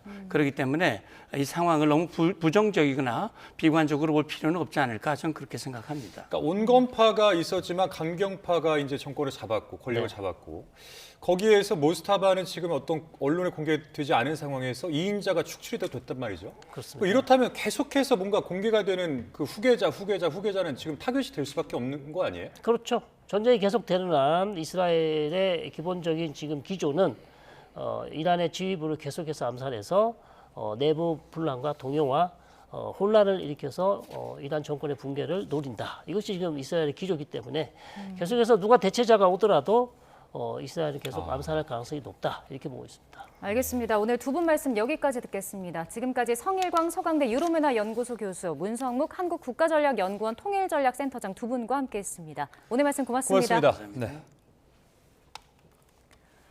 네, 미국이 이란을 상대로 군사작전을 개시한 뒤 200여 명의 미군이 부상한 것으로 집계됐습니다. 현지 시각 16일 미 중부사령부 대변인 팀 호킨스 대위가 지금까지 부상자는 200여 명으로 10명은 중상으로 분류된다고 말했습니다. 미국이 지난달 28일 이란전을 시작한 뒤 현재까지 중동에서 사망한 미군은 13명에 달합니다. 네, 이란 새 최고 지도자 모스타바 하메네이가 간발의 차로 죽음을 면했다는 내용의 녹음 파일이 공개됐습니다. 영국 텔레그래프는 현지 시간 16일 모스타바 하메네이가 지난 2월 28일 미국과 이스라엘의 공습을 받기 직전 정원으로 나가서 죽음을 피할 수 있었다는 내용의 음성 파일을 보도했습니다. 텔레그래프는 이 음성 파일이 하메네이 사무실의 의전 책임자가 혁명 수비대 지휘관들에게 전달한 것이라고 설명했습니다. 다음 달부터 국제선 유류 할증료가 3배 넘게 뛴다는 소식에 여행객들이 해외 방문 연기를 고민하고 있습니다. 중동 지역 영공의 불안한 상황으로 여객과 화물 운송 모두 답답하게 막힌 상태가 이어지고 있습니다. 정현우 기자입니다. 인천국제공항 출국장, 여행을 앞둔 탑승객들 표정엔 기대감이 가득합니다. 다만 다음 달 예고된 항공편 가격 상승을 생각하면 앞으로 여행을 갈 수 있을지가 걱정입니다. 중동 사태로 치솟은 싱가포르 항공유 가격이 4월부터 반영돼 국내 항공사의 국제선 유류 할증료가 3배 넘게 뛰기 때문입니다. 특히 장거리 왕복 노선 탑승객의 경우 할증료를 최대 60만 원 넘게 내야 합니다. 네, 보통 해외 갈 때는 자주 이용하고 있습니다. 회사 입장에서나 뭐 저 개인적으로도 어차피 사비를 쓰는 경우가 있기 때문에 조금 부담은 될 것 같습니다. 문제는 그전부터 이미 중동 사태로 국제항공편 가격은 계속 오르는 추세를 보였다는 사실입니다. 전쟁이 시작된 지난달 28일 인천 출발 런던 파리 항공편 최저가는 30만 원 중후반대였지만 2주 뒤엔 2배 넘게 치솟았습니다. 여기에 유류 할증료 상승까지 겹칠 것을 생각하니 항공편을 예약할 엄두가 나지 않는다는 반응도 나옵니다. 그래도 아무래도 부담이 안 되진 않는 것 같아요. 너무 오르다 보면 그렇지 않을까요? 네, 뭐 아예 생각을 안 하거나 좀 그럴 것 같습니다. 중동 일대 영공 불안정으로 인한 우회 운항도 항공권 가격 상승의 원인으로 꼽힙니다. 두바이 공항 인근 드론 공격에 UAE 당국이 다시 한때 영공을 폐쇄하면서 인천공항으로 출발할 예정이었던 여객기도 결항됐습니다. 이렇게 중동과 인천을 잇는 항공편들은 하루 몇 편을 제외하곤 여전히 운항이 대부분 취소되는 상태입니다. 전쟁으로 답답한 건 중동 일대 항공 화물 운송도 마찬가지입니다. 중동을 오가는 여행기가 적어 여기에 화물을 싣는 벨리카고도 제한될 수밖에 없고 화물 전용 항공편의 중동 정기 운항도 멈춘 상태라 연관된 수출업체들의 우려 역시 갈수록 커질 것으로 보입니다. YTN 정현우입니다. 중동 사태에 따른 국제유가 상승 영향이 지난달 수입물가 지수에도 반영되기 시작했습니다. 네, 공습 이후 치솟은 국제유가로 이달에는 물가 상승 압력이 더 커질 것으로 우려되고 있습니다. 오동건 기자입니다. 최근 KFC, 버거킹, 맥도날드 등 글로벌 패스트푸드 업체들이 잇따라 가격을 올리며 외식 물가 부담이 커지고 있습니다. 업체들은 물류비 상승 등을 조정 원인으로 꼽았는데 국제유가 상승 영향이 본격화하는 하나의 신호로 해석됩니다. 한국은행에 따르면 지난달 수입 물가는 전월보다 1.1% 상승하며 8개월 연속 오름세를 이어갔습니다. 특히 중동 지역 긴장감으로 원유 등 원재료가 포함된 광산품 가격이 4.4% 오르며 전체 상승을 이끌었습니다. 원유가 9.8%, 제트유가 10.8% 오르는 등 에너지 가격이 큰 폭으로 뛰었습니다. 수입 물가가 전반적으로 상승을 하게 되면 수입 원자재를 사용하는 국내 최종 소비 제품의 가격도 상승을 하고요. 그다음에 고유가로 인해서 석유 제품 가격이 상승하면 국내에서 운송비가 상승하기 때문에 2월 수입 물가 지수는 2월 28일 시작된 중동 사태 이후 급등한 유가가 충분히 반영되지 않은 통계입니다. 미국의 공습 이후 두바이유가 지난 13일까지 58% 넘게 오르는 등 이달 들어 국제유가가 치솟았고 고환율까지 이어지는 만큼 앞으로 물가 상승 압력은 더 커질 수밖에 없습니다. 기업들이 수입 물가 상승으로 원가 부담을 견디지 못하면 제품 가격의 전방위 인상으로도 이어질 전망입니다. 결국 유가 상승이 외식과 생활물가 전반으로 번지는 도미노 인상이 현실화할 수 있다는 우려가 커지고 있습니다. YTN 오동건입니다. 국제에너지기구가 긴급 방출한 전략 비축유가 세계 시장 안정화에 기여하고 있다고 평가했습니다. 아직 14억 배럴이 더 있다며 중동 전쟁이 계속돼 에너지 위기가 이어질 경우 추가로 풀겠다고 밝혔습니다. 신홍진 기자입니다. 국제에너지기구 IEA 32개 회원국은 지난 11일 전략 비축유 4억 배럴 방출을 결정했습니다. 아시아 오세아니아 회원국은 즉각 풀었고 미주와 유럽 회원국은 이달 말부터 시작합니다. IEA는 이 물량이 시장 안정화를 가져오고 있다며 필요하면 추가로 투입하겠다고 밝혔습니다. In terms of government stocks and industry stocks held under government obligation, if you combine them, there will be still over 1.4 billion barrels remaining, which means we can do more later as and if needed. IEA는 석유 공급 부족 사태로 남아시아와 동남아시아의 신흥개발도상국들이 가장 즉각적인 영향을 받고 있다고 우려했습니다. 또 이라크 같은 중동 산유국들도 정부 재정 수입의 상당 부분을 잃었다고 전했습니다. IEA는 비축유 방출이 당분간 완충 역할을 할 수는 있어도 영구적 해결책은 아니라며 가장 중요한 건 호르무즈 해협을 통한 수송의 재개라고 강조했습니다. Even if the strait were to reopen tomorrow, the IEA estimates it will still take time for the global energy trade to recover. IEA는 회원국이 아닌 인도, 콜롬비아, 싱가포르, 태국, 베트남도 비축유 방출에 동참하기로 했다고 설명했습니다. 더불어 전 세계 정부와 긴밀히 협력하고 수요 관리 측면에서도 어떤 정보와 권고 사항을 제공해야 할지 검토에 들어갔다고 말했습니다. YTN 신홍진입니다. 내일은 봄비가 내립니다. 제주도와 호남을 시작으로 오전부터 오후 사이 전국에 비가 오겠는데요. 내륙은 5에서 30mm로 봄비답게 양이 많지 않겠지만 제주도에는 최고 50에서 70mm의 비가 내리겠고 강원 산간에는 최고 5cm의 눈이 쌓이겠습니다. 비가 내려도 양이 적어 미세먼지를 완전히 씻어내지 못하겠습니다. 내일도 중서부를 중심으로 종일 공기가 탁하겠습니다. 내일 아침 기온은 서울 6도 등 오늘보다 3, 4도가량 높겠지만 낮 기온은 서울 11도, 대전 11도, 광주 13도, 부산 14도로 오늘보다 5도에서 7도가량 낮아지며 비교적 쌀쌀하게 느껴질 전망입니다. 날씨 정보였습니다.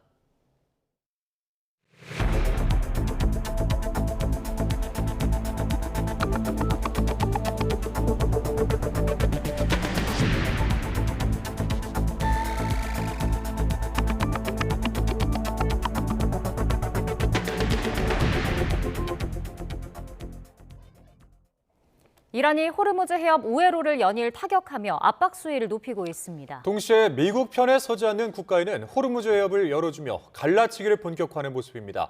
현재 YTN 취재기자가 나가 있습니다. 김혜린 기자 나오시죠. 네, 호르무즈 해협 인근 오만 무스카트에 나와 있습니다. 네, 아랍에미리트의 푸자이라 산업단지가 또 공격을 받았다고요?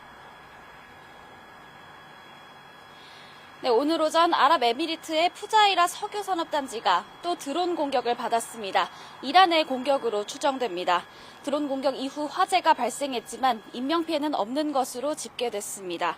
아랍에미리트 당국은 새벽 한때 2시간 동안 이란의 드론과 미사일 위협 등을 이유로 영공을 폐쇄했다가 다시 열었습니다. 푸자이라 항구는 어제도 드론 공격을 받았습니다. 이보다 이틀 전에도 이란의 드론 공격으로 불이 나서 석유 선적 작업을 중단했다가 주말 동안 작업을 재개한 상태였습니다. 영국 해사무역기구는 오늘 미확인 발사체가 푸자이라 동쪽 해상에 정박 중이던 유조선을 공격했다고 전하기도 했습니다. 미군이 이란의 최대 원유 수출 기지인 파르그 섬 내 군사시설을 타격하자 이란이 푸자이라 항구에 대한 보복 공격을 본격화하고 있는 겁니다. 푸자이라 항구는 이란이 봉쇄하고 있는 호르무즈 해협 바깥에 있습니다. 이 해협을 우회해서 원유와 석유 제품을 수출할 수 있는 통로입니다. 이란 입장에선 호르무즈 해협 봉쇄 효과를 반감시킬 수 있는 곳이기 때문에 전략적 타격을 가하고 있는 것으로 해석됩니다. 네, 현재 그 호르무즈 해협 통항 상황은 어떤지 좀 전해주시죠. 최근 이란은 호르무즈 해협 선별 통제를 본격화했습니다. 로이터 통신은 오늘 파키스탄 유조선 한 척이 호르무즈 해협을 통과했다고 보도했습니다. 앞서 튀르키예와 인도 선박 역시 해협을 무사히 통과했는데요. 호르무즈 해협을 통과하려는 국가들의 개별 협상도 이어지고 있습니다. 이라크 국영통신은 오늘 이라크 석유부 장관이 호르무즈 해협 통과를 위해 이란과 접촉 중이라고 전했습니다. 중국과 유럽 국가들도 이란과 개별 협상을 시작했거나 요청한 것으로 알려졌습니다. 이처럼 이란은 미국 편에 서지 않는 국가의 물길을 열어주겠다는 메시지를 노골적으로 전지고 있는데 미국과 동맹 세력 간의 균열을 노린 갈라치기 전략을 본격화한 것으로 풀이됩니다. 지금까지 오만 무스카트에서 YTN 김혜린입니다. 이스라엘이 이란 전쟁 국면에서 처음으로 레바논 남부에서 지상전을 개시했다고 외신들이 현지 시각 16일 보도했습니다. 이스라엘 북부와 국경을 맞댄 레바논 남부 지역은 친이란 이슬람 시아파 무장 조직 헤즈볼라의 활동이 활발한 곳으로 이스라엘은 이번 전쟁이 시작되고 이 지역을 집중적으로 공습해왔습니다. AFP 통신에 따르면 이스라엘군의 성명을 통해 최근 며칠 사이에 표적을 설정한 제한적인 지상전을 남부 레바논의 주요 헤즈볼라 거점을 상대로 시작했다고 밝혔습니다. 월스트리트 저널은 이스라엘군이 장기전에 대비하고 있다며 이번 레바논 지상전이 오랜 시간 이어질 수 있다고 진단했습니다. 미국과 이란 사이 직접 소통 채널이 최근 재가동됐다고 미국 매체 악시오스가 현지 시간 16일 보도했습니다. 특히 이번 접촉은 지난 2월 28일 양국 간 군사적 충돌이 발생한 이후 처음으로 이뤄진 직접 소통이라는 점에서 주목을 받고 있습니다. 악시오스가 미 정부 관계자와 소식통을 인용해 보도한 것에 따르면 스티프 윗코프 백악관 중동 특사와 아바스 아라그치 이란 외무장관 사이에 직접 소통이 이루어졌습니다. 미국 정부 당국이 이란 정권이 이슬람 혁명 수비대를 중심으로 더욱 강경해질 것으로 보고 있다고 미국 워싱턴 포스트가 보도했습니다. 워싱턴 포스트에 따르면 미 정보당국은 최근 이어진 공습에도 불구하고 이란 정권이 단기간 내 붕괴될 가능성은 낮고 오히려 내부 결속을 강화하며 더 강경한 체제로 재편되고 있는 것으로 분석했습니다. 미 정보기관 평가에 따르면 전쟁이 시작된 이후에도 이란 내부에서는 정권을 위협할 만한 대규모 반정부 움직임이나 쿠데타 조짐은 포착되지 않았습니다. 트럼프 미국 대통령은 한국 등 동맹국을 재차 거론하면서 호르무즈 해협을 통과하는 선박 호위 작전에 동참하라고 거듭 촉구했습니다. 트럼프 대통령은 현지 시간 16일 백악관에서 트럼프 케네디 센터 이사회와의 오찬을 앞두고 우리는 원유 수입의 1% 미만을 호르무즈 해협을 통해 들여오지만 어떤 국가들은 훨씬 더 많은 양을 조달하고 있다면서 이같이 말했습니다. 트럼프 대통령은 일본은 95%, 중국은 90%를 호르무즈 해협에서 들여오고 많은 유럽 국가도 상당한 양을 수입하며 한국은 35% 정도를 들여온다면서 이들 국가가 나서서 해협 문제를 도와주기를 바란다고 강조했습니다. 트럼프 미국 대통령이 또 주한미군 숫자를 틀리게 말했습니다. 네, 이렇게 트럼프 대통령이 숫자를 틀리는 건 어제 오늘 일이 아닌데 왜 그럴까요? 한상호 기자입니다. 트럼프 미국 대통령은 한 번도 주한미군 숫자를 맞게 말한 적이 없습니다. 실제 주한미군은 2만 8천 명 수준인데 상습적으로 4만 명에서 4만 5천 명으로 말해왔습니다. 주한미군 주둔 비용과 관련해서는 우리나라가 줄곧 40에서 50%를 부담해왔는데 안 낸다고 주장합니다. You know, I said to South Korea as an example, you know, we give you free military essentially, very little. And I think you should pay us $10 billion a year. 역사상 유례 없이 수천억 달러를 관세로 벌어들이고 있다고 했지만 이 역시 사실과 다릅니다. 실제 관세 수입은 그가 주장하는 수천억 달러의 절반 수준에 불과합니다.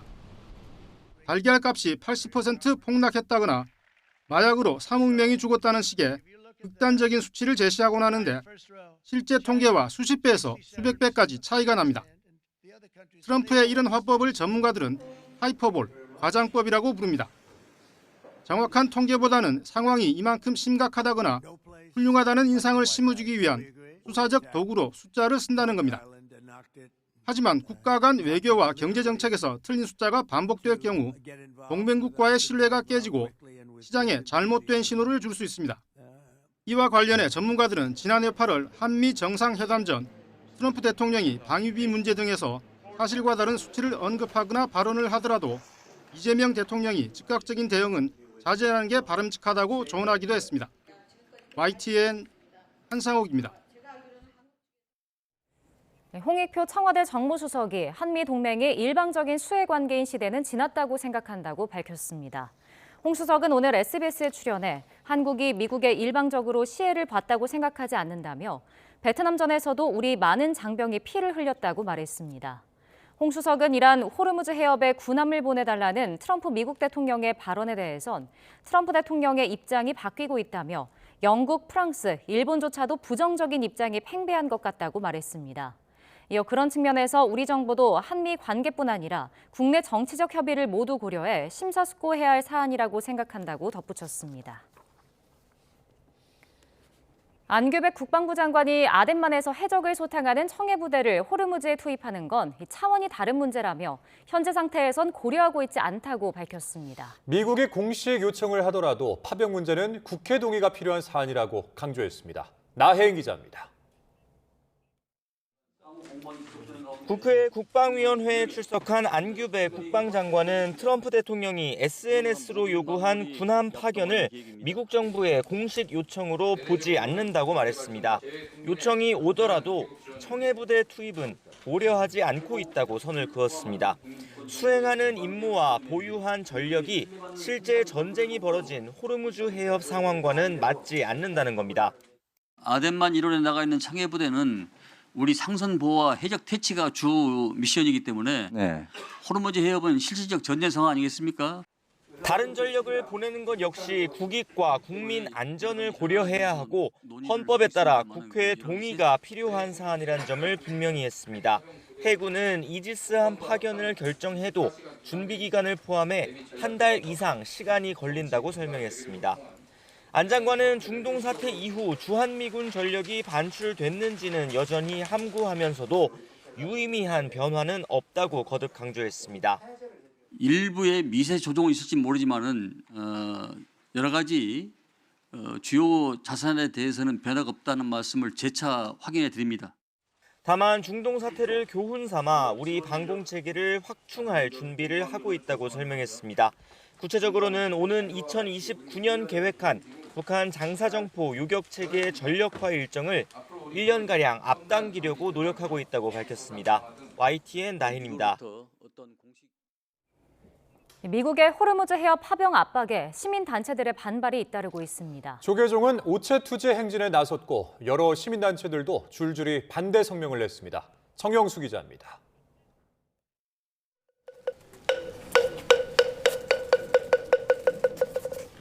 조계사 스님들이 호르무즈 해협에 대한 우리 군의 파병에 반대하며 오체 투지 행진에 나섰습니다. 조계사에서 미국 대사관까지 1km가 넘는 거리를 한 걸음 한 걸음 나아가며 정부의 파병 거부를 촉구했습니다.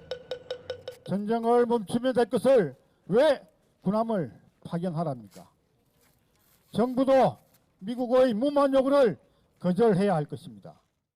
특히 보복의 악순환을 멈춰야 한다며 미국은 공습을 멈추고 이란도 맞대응을 중단해야 한다고도 강조했습니다. 종교계뿐 아니라 시민사회단체와 노동계에서도 반대 목소리가 나왔습니다. 경제정의 실천 시민연합은 성명을 통해 한반도 방위와는 관련이 없는 전쟁에 우리 군이 연루되는 일은 막아야 한다고 주장했습니다. 공공운수노조도 파병은 세계 평화에 이바지해야 한다는 헌법을 정면으로 위반하는 것이라고 강조했습니다. 중동 사태가 장기화하고 있는 가운데 시민단체들은 향후 1인 시위와 기자회견을 포함해 지속적으로 파병 반대 목소리를 내겠다고 예고했습니다. YTN 정영수입니다. 일본 정부가 호르무즈 해협에 자위대를 보낼 수 있는지 검토 작업에 착수했다는 현지 언론 보도가 나왔습니다. 트럼프 미국 대통령이 군함 파견과는 별개로 일본의 해상 TF 연합에 지지를 요청했다는 보도도 나왔습니다. 도쿄에서 이승배 특파원입니다. 일본 정부가 호르무즈에 자위대를 파견하는 것을 신중하게 검토하고 있다. 진보 성향 언론인 아사히 신문이 정부 관계자 말을 인용해 이렇게 보도했습니다. 현재 미국 등 관계국과 밀접하게 협력하고 있으며 전투 종료 이후까지 포함해 파견 여부를 검토하고 있다고 밝혔습니다. 그러면서 다카이치 총리가 트럼프 미국 대통령과 정상회담을 하기 전에 일정한 방향성을 정하려는 것으로 보인다고 평가했습니다. 보도 내용과 달리 일본 정부의 공식 답변은 여전히 검토 중입니다. 法的に可能な範囲で何ができるかということを精力的に政府内で検討をしております。で、ことによっては国会の承認が必要なミッションもあるわけでございますけれども。 미국이 군함 파견과 별개로 일본의 해상 TF 연합 지지를 요청했다는 보도도 나왔습니다. 지난 15일 고이즈미 일본 방위상과 헤그세스 미 국방장관이 전화 회담을 했을 때 이런 요청을 했다는 것입니다. 해상 TF는 미국과 이스라엘이 이란을 대상으로 하는 작전과 별개로 만드는 조직인데 고이즈미 방위상은 일단 답변을 보류했다고 요미우리는 밝혔습니다. 고이즈미 방위상은 사실 확인을 묻는 기자 질문에 상대국과 나눈 이야기를 공개할 수 없다며 답변을 피했습니다. アメリカ側から我が国に対して具体的な派遣要請があるわけではありません。その上で日本政府としてホルムズ海峡をめぐる情勢については重大な関心を持って鋭意情報収集を行ってきているところですが、自衛隊の派遣につきましては何ら決まっていることはありません。 자위대 파견은 무엇보다 법적 근거가 필요하기 때문에 미국 요구를 선뜻 수용하기 어려울 거라는 것이 다수 생각입니다. 일본 국내 여론 또한 좋지 않은 것도 부담인데 고민할 시간도 없습니다. 당장 이번 주에 미국과 정상회담이 잡혀 있기 때문입니다. 트럼프 대통령이 다카이치 총리를 직접 만나 자위대 파견을 요청할 수 있다는 관측도 나오고 있어 일본 정부의 셈법은 더 복잡해지고 있습니다. 도쿄에서 YTN 이승배입니다. 네, 조금 전 들어온 속보 먼저 전해드리겠습니다. 이스라엘 카츠 국방장관이 이란의 실세인 국가안보위원회 위원장, 이른바 2인자로 불린 알리 라리자니가 현지 시각 16일 밤 테헤란의 준 군사조직 바시즈 사령관과 함께 사망했다고 주장을 했습니다. 네, 카츠 장관은 이스라엘 국방부가 발표한 성명을 통해서 참모총장으로부터 최고 국가안보회의 사무총장인 라리자니와 이란의 준 군사 조직인 바시즈의 수장 솔레이마니가 어젯밤에 사살됐다는 보고를 받았다고 밝혔습니다. 이와 관련해서 이란 측의 반응은 아직 나오지 않았는데요. 더 정리가 되는 대로 이어지는 보도에서 다시 전해드리도록 하겠습니다. 국제해사기구 수장이 호르무즈 해협의 해군 호위 방안을 놓고 안전을 100% 보장할 수 없다고 말했습니다. 해사기구 사무총장은 영국 파이낸셜 타임스와의 인터뷰에서 호르무즈에서 해군 호위로 위험이 일부 줄 수는 있지만 지속 가능한 해결책은 아니라고 지적했습니다. 그러면서 현재 항구 시설도 표적이 되면서 항구 접근도 쉽지 않다며 어느 시점이 되면 물자가 바닥나기 시작해 식량과 식수, 연료가 부족해질 것이라고 우려했습니다. 미국 해병대원 수천 명을 태운 것으로 보이는 미 군함이 싱가포르 근처 해역을 지나고 있다는 것으로 알려졌습니다. 이에 따라서 이란의 핵심 석유 수출 기지인 하르그 섬 장악을 위한 미군의 군사작전이 임박했다는 관측이 커지고 있습니다. 미 CNN 방송은 현지 시간 17일 선박 자동 식별 장치 추적 데이터를 분석한 결과 미 해군 강습 상륙함 트리폴리함이 남중국해 남서쪽 끝단 싱가포르에 접근하고 있는 것으로 나타났다고 보도했습니다. 중동 전쟁을 위해 배치된 미국의 핵추진 항공모함 제럴드 포드호에서 지난주에 발생한 화재가 30시간 만에 가까스로 진화된 것으로 알려졌습니다. 뉴욕타임스는 지난 12일 미 해군의 핵추진 항공모함 제럴드 R 포드호의 주 세탁실 건조기 환풍구에서 불이 나 2명이 다치고 장병 수십 명이 연기를 마셔 치료를 받았다고 보도했습니다. 불은 30시간 만에 꺼졌지만 제럴드 포드호의 승조원 600명 이상이 침상을 잃고 현재 선내 바닥이나 테이블에서 취침하고 있는 것으로 전해졌습니다. 트럼프 미국 대통령이 이달 말로 예정됐던 중국 방문을 한 달 정도 연기해달라고 요청했습니다. 이란과의 전쟁 지휘를 이유로 들었는데 양국 관계 불확실성이 이어질 것이란 전망입니다. 워싱턴에서 신윤정 특파원입니다. 트럼프 대통령은 백악관에서 기자들과 만나 이달 말부터 다음 달 2일까지로 예정됐던 중국 방문 일정을 한 달 정도 연기해달라고 요청했다고 말했습니다. 중국과 좋은 관계를 이어가고 있고 방중을 기대하고 있다면서도 이란과 전쟁 중이어서 미국에 있어야 한다는 겁니다. We've requested that we delay it a month or so, and we got a war going on. I think it's important that I be here. So it could be that we delay it a little bit. 이에 따라 지난해 10월 말 부산 회동 뒤 5개월 만이자 트럼프 2기 첫 방중은 미뤄지게 됐습니다. 백악관도 이란 군사작전 성공을 위해 전쟁 상황을 조율하는 것이 최우선이라고 강조했습니다. The dates may be moved. As Commander-in-Chief, it's his number one priority right now to ensure the continued success of this operation, Epic Fury. 이란 전쟁 장기화 기로에서 군 통수권자로서 미국을 떠나 최대 경쟁국인 중국을 방문하는데 부담을 느꼈을 것으로 관측됩니다. 여기에 트럼프가 전날 인터뷰에서 호르무즈 해협 호위 작전에 중국 동참을 요구하며 미중 정상회담 연기 가능성을 시사한 만큼 중국 역할을 압박하려는 의도도 더해졌을 수 있습니다. 정상회담 연기 가능성 속에서도 파리에서 만나 물밑 협상을 벌인 양국 경제 수장들의 회담에서도 이런 기류는 읽힙니다.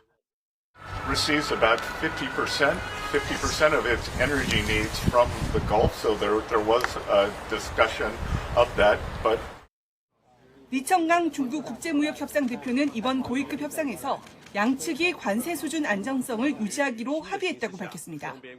중국 관영신화통신은 무역법 301조를 근거로 한 미국의 일방적 조사에 반대한다는 중국의 우려를 전달했다고 보도했습니다. 안정적 미중 관계 관리의 계기가 될 것으로 기대됐던 정상회담이 미뤄지면서 양국 관계 불확실성이 계속될 거란 우려가 나오고 있습니다.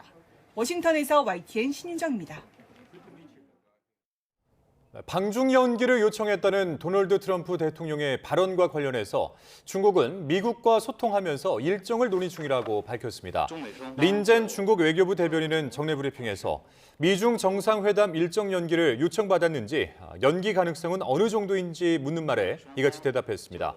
미국으로부터 일정 연기 요청을 받은 시점이나 양측 간에 논의되고 있는 구체적인 일정에 대한 질문에는 지금은 추가로 제공할 수 있는 정보는 없다면서 말을 아꼈습니다.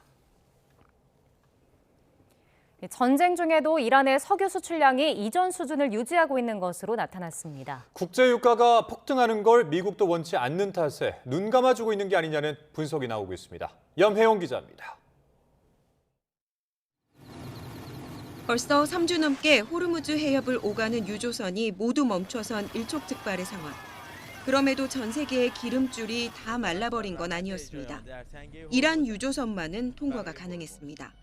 해운 정보업체들이 분석해보니 지난주 중반까지 이란의 하루 원유 수출 선정량은 100만 배럴 이상으로 집계됐습니다. 지난해 하루 평균치와 큰 차이가 없었던 겁니다. 기름값까지 비싸지면서 이란이 벌어들이는 돈은 하루 2천억 원이 넘는 거로 추산됩니다. فقط بسته است به روی دشمنان ما. به روی کسانی که به کشور ما تجاوز ناجوانمردانه را انجام دادند و متحدینشون. 이란의 해군력을 파괴해버리겠다며 공언했던 미국은 왜 이런 상황을 두고만 보는 걸까? 발등에 떨어진 불, 기름값을 잡기 위해 미국이 사실상 눈을 감아주고 있다는 관측입니다. 스콧 베선트 미국 재무부 장관은 이란 배들이 호르무즈 해협을 통과해 나오고 있지만 세계 원유 공급을 위해 내버려뒀다고 밝혔습니다. 그동안에도 사실 미국은 이란의 석유 시설을 직접 공격한 적은 없습니다. 이스라엘은 테헤란 주변 석유 저장고를 공습했지만 미국은 하르그 섬을 공격하면서도 정유소와 파이프라인 등은 피했다는 겁니다.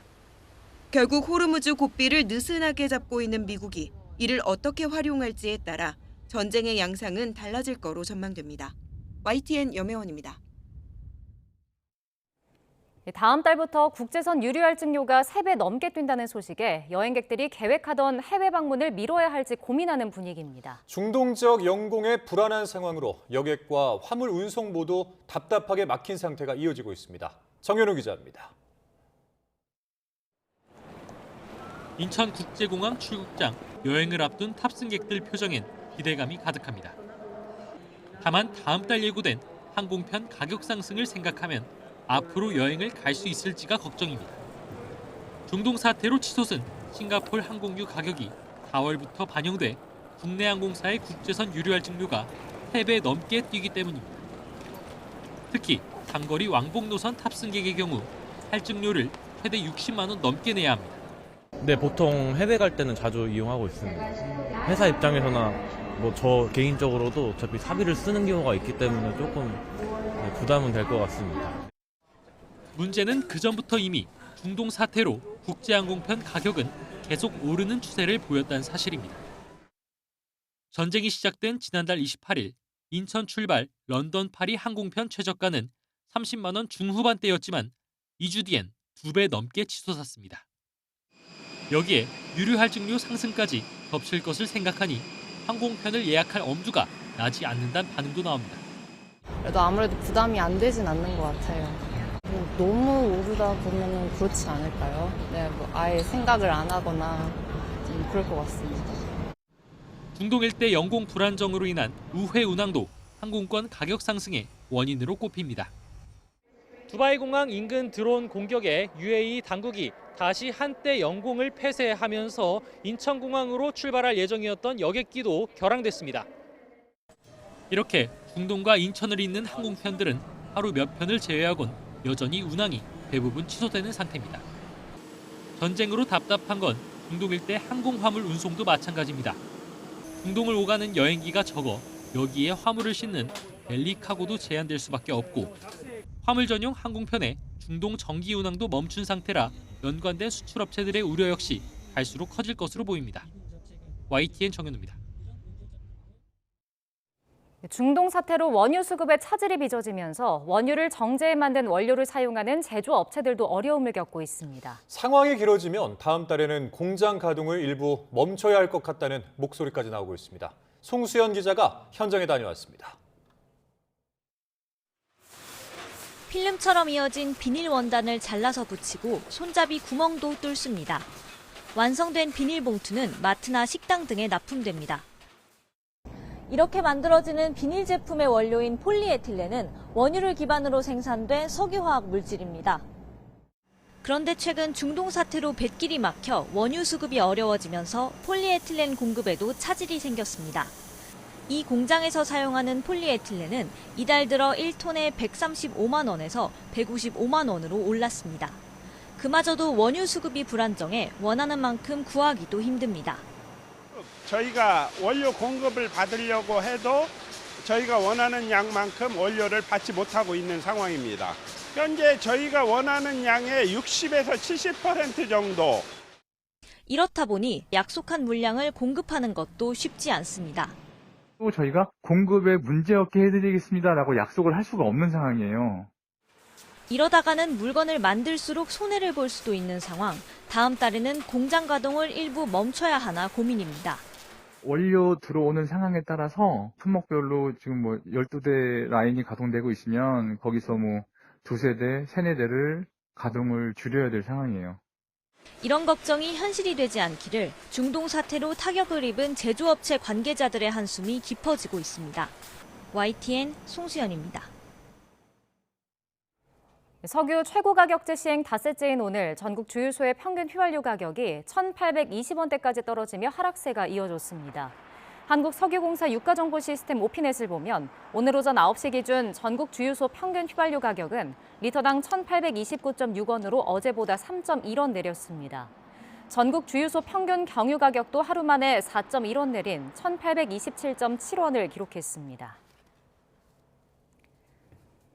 이재명 대통령이 중동 위기로 인한 민생경제 충격에 대비하기 위해 이른바 전쟁 추경을 신속히 편성하라고 지시했습니다. 집값 안정 의지도 거듭 내비쳤는데 다만 세금 카드를 당장 꺼낼 가능성에는 거리를 두었습니다. 강진원 기자입니다. 중동 지역 전운이 좀처럼 가시질 않는 가운데 열린 국무회의에서 이 대통령은 최악의 시나리오를 염두에 둔 대책을 마련해야 한다고 강조했습니다. 불안한 중동 상황이 장기화할 경우를 이제는 대비해야 한다는 겁니다. 현재와 같은 양상이라면 잠시 진정됐던 석유 가격이 다시 불안정해지고 민생 전반에 가해질 충격도 커지게 될 것 같습니다. 특히 취약계층과 수출기업 등 위기에 더 많이 노출된 이들에 대한 지원 필요성을 말했습니다. 전쟁이란 단어까지 붙여가며 추가 경정 예산, 즉 추경의 신속한 편성과 국회 심의, 그리고 집행을 서둘러 추진해달라고 당부했습니다. 국회도 최대한 빨리 심사하고 또 전쟁 예산이 전쟁 추경이 신속하게 집행될 수 있도록 다각도로 노력해 주시기 바랍니다. 안정적인 대체선 발굴과 수출 통제, 원자력 발전소 가동 확대, 중장기적으론 재생에너지 중심 전환 같은 에너지 공급 부문 대책도 주문했습니다. 동시에 수요 절감 방안 마련을 지시하며 자동차 운행 오부제 등을 콕 집어 거론했습니다. 에너지 이용 합리화법은 에너지 수급에 중대한 차질이 발생할 경우 에너지 사용 제한을 정부가 명령할 수 있도록 규정하고 있습니다. 이 대통령은 부동산 시장 정상화 의지 또한 거듭 밝히며 금융 부문을 정조준했습니다. 남의 돈을 빌려 남의 돈으로 사서 자산을 증식하는 게 유행이 돼 부동산이 투기, 투자 대상이 돼버렸단 겁니다. 공급 대책을 꾸준히 내놓으며 대출 등 금융 규제의 고삐를 조이겠다는 뜻으로 풀이되는데 보유세 등 세부담 강화 정책을 당장 실행할 가능성엔 일단 선을 그었습니다. 분명한 거는 세금 핵폭탄 같은 거죠. 전쟁으로 치면 함부로 쓰면 안 되는데 그럼에도 불구하고 최후의 수단으로. 하지만 역설적으로 이 대통령의 이 같은 언급은 집값이 끝내 안 잡히면 가용한 세금 카드를 모두 동원할 수 있다는 경고 메시지란 분석도 나옵니다. YTN 강준원입니다.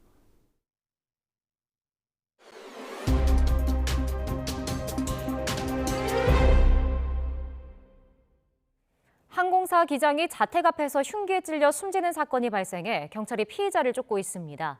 같은 항공사 부기장으로 근무했던 피의자는 어제 경기 고양시에서도 또 다른 피해자의 목을 조르고 달아났던 것으로 파악됐습니다. 취재기자 연결해서 자세한 내용 알아보겠습니다. 차상은 기자, 이 범행이 벌어진 게 언제입니까? 네, 오늘 아침 7시쯤 부산 부산진구에 있는 아파트에서 국내 항공사 기장 50대 A씨가 흉기에 찔렸다는 신고가 경찰에 접수됐습니다. 자신의 집 앞에 쓰러진 상태로 이웃 주민에게 발견됐습니다.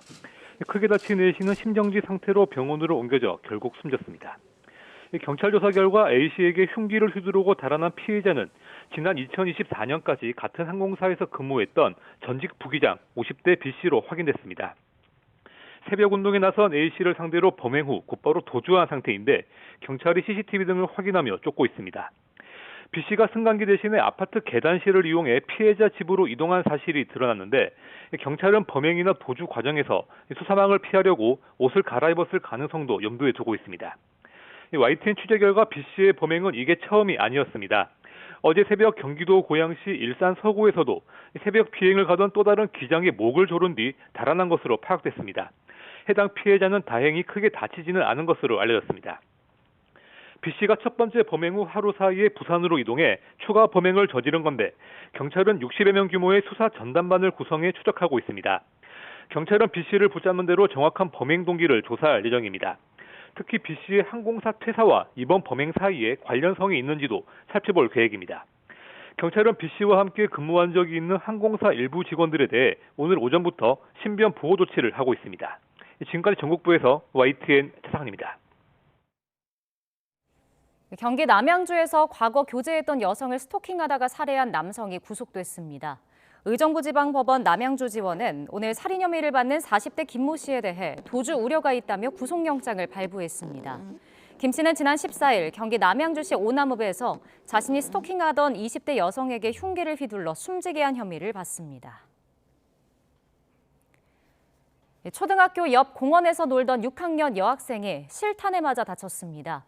훈련 중이던 근처 육군 사격장에서 날아온 것으로 추정되는데 군 당국이 조사에 착수했고 개인 화기 사격 훈련도 전면 중지했습니다. 보도에 김근우 기자입니다.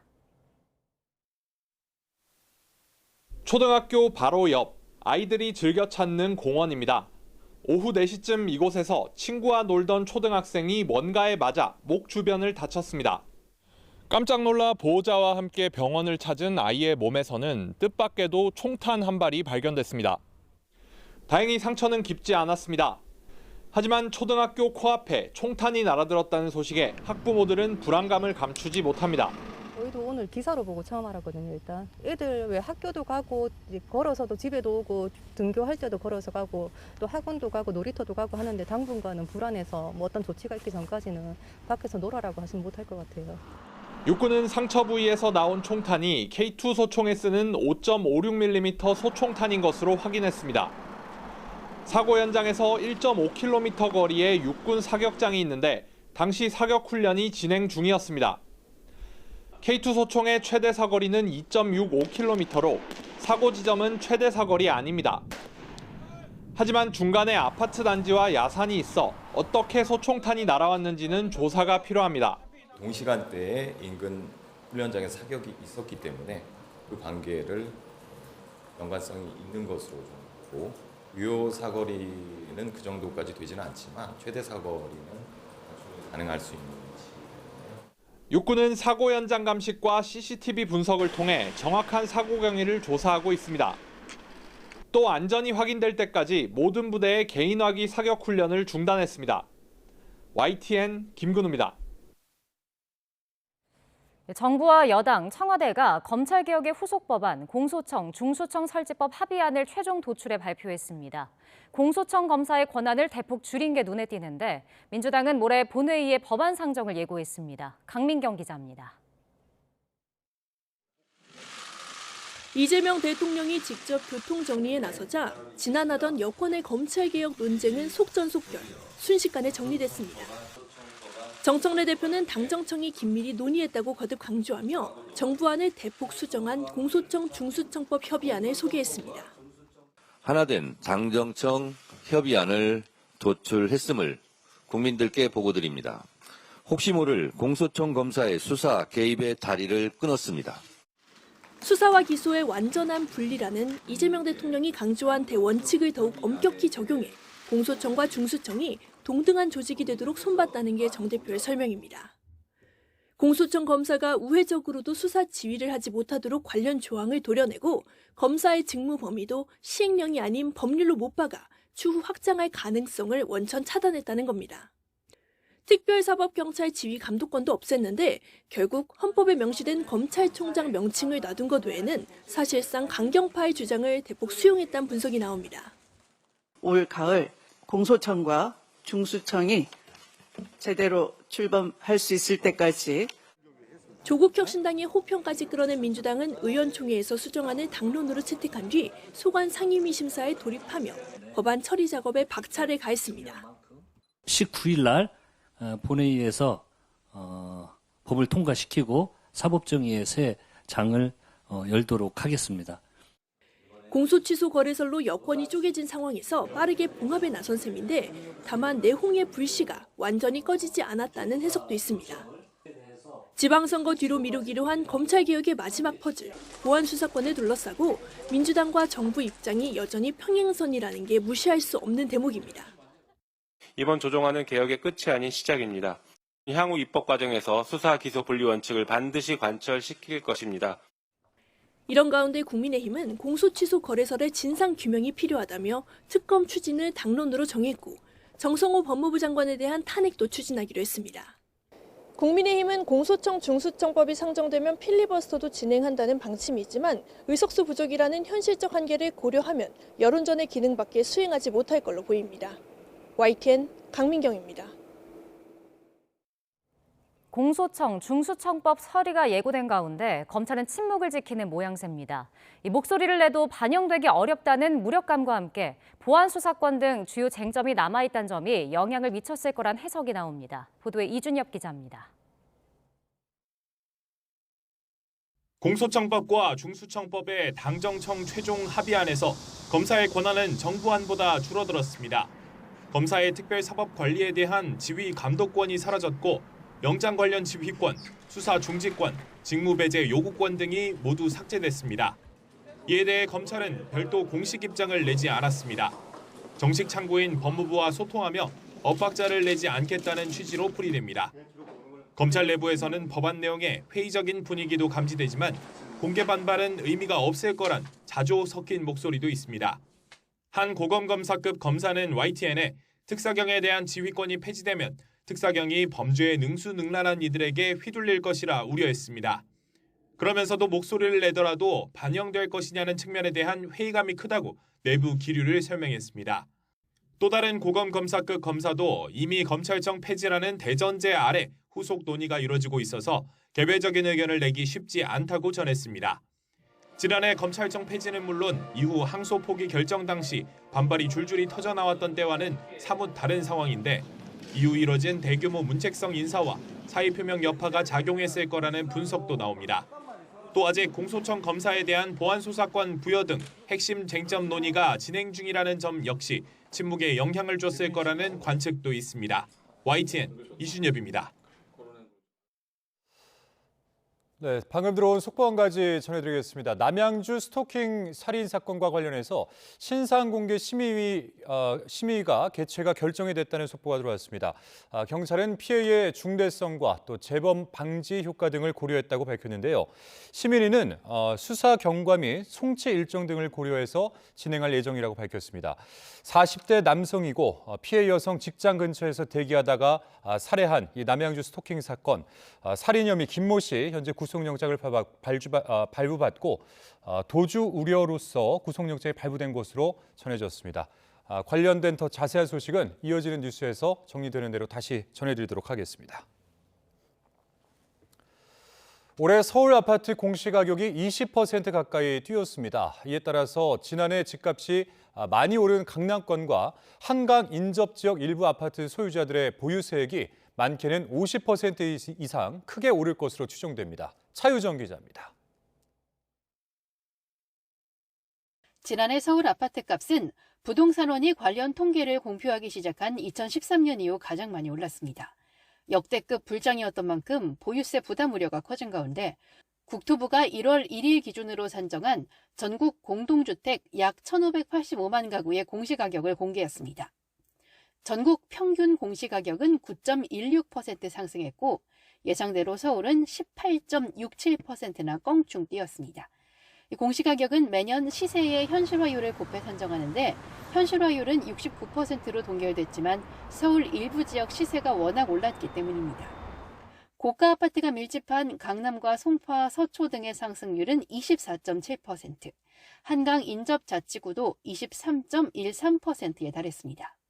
특히 서울은 고가 아파트가 밀집한 강남, 송파, 서초 등 강남 3구와 성동, 용산 등 한강 인접 자치구의 상승률이 두드러졌으며 전국에서 공시가격이 가장 비싼 아파트는 325억 7천만 원인 서울 강남구 청담동 에테르노 청담으로 조사됐습니다. 서울 핵심 지역 공시가격이 큰 폭으로 뛰면서 집주인이 내야 할 보유세 부담도 커질 전망입니다.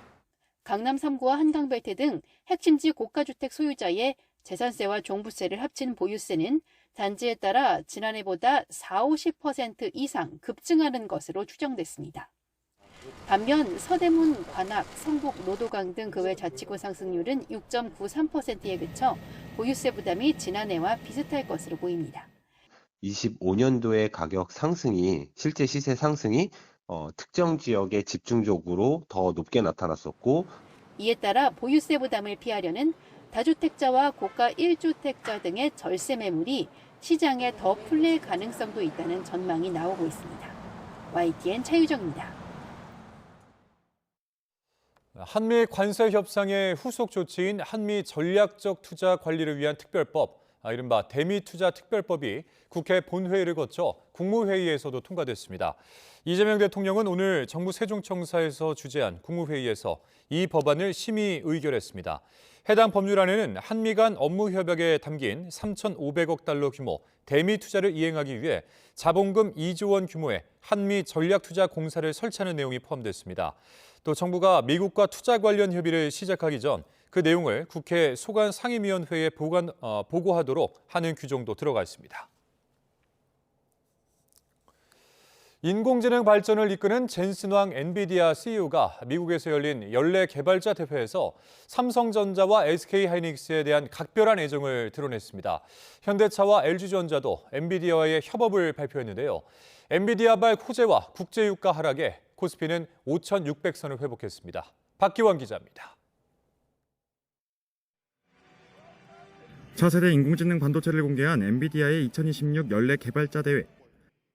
기조 연설에 나선 젠슨왕 CEO는 한국 기업들을 향한 애정을 나타냈습니다. 특히 삼성전자 파운드리 사업부가 엔비디아의 추론 전용 칩 그록3를 생산한다는 소식을 알리며 감사를 전했습니다. I want to thank Samsung, who manufactures the Grok LP30 chip for us, and they're cranking as hard as they can. I really appreciate you guys. We're in production with the Grok chip. 삼성전자는 엔비디아 인공지능 반도체의 핵심 부품인 HBM 생산 확대 계획과 함께 7세대 HBM의 실물도 세계 최초로 엔비디아의 행사장에서 공개했습니다. 엔비디아와 함께 오랜 연합군을 꾸려온 SK하이닉스도 HBM4와 함께 엔비디아가 주도하는 저전력 메모리 모듈 소캠을 전시하며 기술력을 과시했습니다. 최태원 SK그룹 회장이 직접 엔비디아 행사장에 모습을 드러내자 젠슨왕은 하이닉스를 사랑한다는 하트 사인이 담긴 서명을 HBM4에 남기며 화답했습니다. I'm proud of you guys. Everybody working so hard. Thank you very much. Good job. 현대차 그룹은 엔비디아와 자율주행 등의 기술 협력을 약속했고 LG전자 역시 로봇 분야에서 엔비디아와 손을 맞잡았습니다. 중동 사태 속에서도 인공지능 열풍과 함께 한국 기업들의 뛰어난 기술 경쟁력이 확인되면서 우리 증시도 상승장을 보였습니다. 파운드리 사업부가 테슬라에 이어 엔비디아라는 큰 손을 확보하면서 삼성전자 주가는 3거래일 만에 19만 전자로 올라섰고 SK하이닉스는 최태원 회장이 예탁 증서 ADR을 이용한 미국 상장을 검토한다는 발언에 100만 원을 넘어섰다가 0.4% 하락 마감했습니다. 엔비디아발 호재와 국제 유가 하락으로 5,700선을 회복했던 코스피는 다시 뒷걸음질치면서 5,640선으로 장을 마쳤습니다. 코스닥은 하락 전환에 0.1% 내린 1,136.94로 마감했습니다. 원 달러 환율은 이틀 연속 하락하며 1,490원대 초반까지 내려왔습니다. YTN 박견입니다. 윤석열 전 대통령의 무상 여론조사 수수 사건을 심리하는 재판부가 배우자인 김건희 씨를 증인으로 채택했습니다. 특검에 의해서 구속된 이후 두 사람의 첫 만남이 법정에서 이뤄지게 될지 관심을 모으고 있습니다. 임예진 기자입니다. 정치 브로커 명태균 씨로부터 2억 7천만 원 상당의 불법 여론조사를 수수한 혐의로 재판에 넘겨진 윤석열 전 대통령. 심리를 맡은 서울중앙지법 형사합의 33부 이진관 재판장은 첫 공판에서 특검이 공범으로 지목한 김건희 씨를 증인으로 채택했습니다. 창원지법과 중앙지법의 연관 사건 1심 판결에 다른 판단이 있어 사실관계를 명확히 하기 위해 필요하다는 특검 측 신청을 재판부가 받아들인 겁니다. 변호인 측이 진술 거부권을 행사할 거라며 반대 의사를 밝혔지만 재판부는 질문할 기회는 줘야 한다고 일축했습니다. 재판부는 김 씨의 증인 신문을 다음 달 14일 오후 2시에 진행한다는 계획인데 김건희 씨가 소환에 응한다면 지난해 7월과 8월 두 사람이 잇따라 구속된 이후 첫 대면입니다. 같은 날 다른 사건의 피고인으로 나란히 법원에 출석한 적은 있지만 교정당국이 동선이 겹치지 않게 조정하면서 마주치진 않았습니다. 오늘 윤 전 대통령 재판이 열리기 전에도 같은 법원에서 김건희 씨의 매관매직 의혹 첫 공판이 열렸는데 김 씨 측은 일부 물품을 수수한 건 인정하면서도 공직청탁 등 대가성은 없었다며 혐의를 부인했습니다. YTN 임혜진입니다.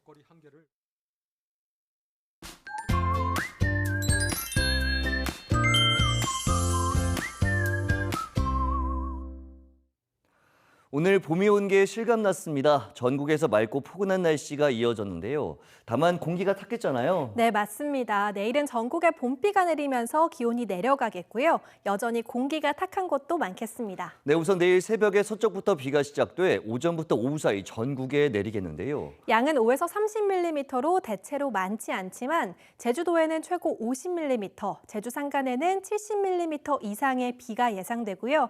기온이 낮은 강원 산간에는 최고 5cm의 눈이 쌓이겠습니다. 또 비가 내려도 먼지는 쉽게 해소되지 못하겠습니다. 중서부를 중심으로 종일 초미세먼지 농도가 나쁨 수준을 보이겠고 서울과 경기 남부는 오전에 매우 나쁨 수준까지 치솟겠습니다.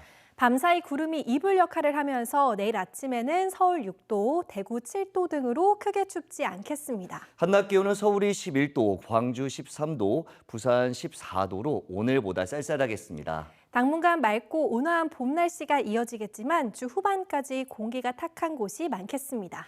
이렇게 공기가 탁할 때는 대중교통을 이용하는 등 미세먼지를 줄이기 위한 노력이 필요한데요. 운전을 한다면 경제 속도를 준수하고 급출발과 공회전을 자제해야 미세먼지 배출을 줄일 수 있습니다. 또 내리막길에서 가속 페달을 밟지 말고 평소에 공기압 점검과 트렁크를 비워두는 것도 도움이 되겠습니다. 날씨 캔버스의 이혜민, 김수현이었습니다. 이상으로 YTN 뉴스 플러스 마칩니다. 잠시 후에는 뉴스케어 오후 8시 뉴스가 방송됩니다. 시청해주신 여러분 고맙습니다.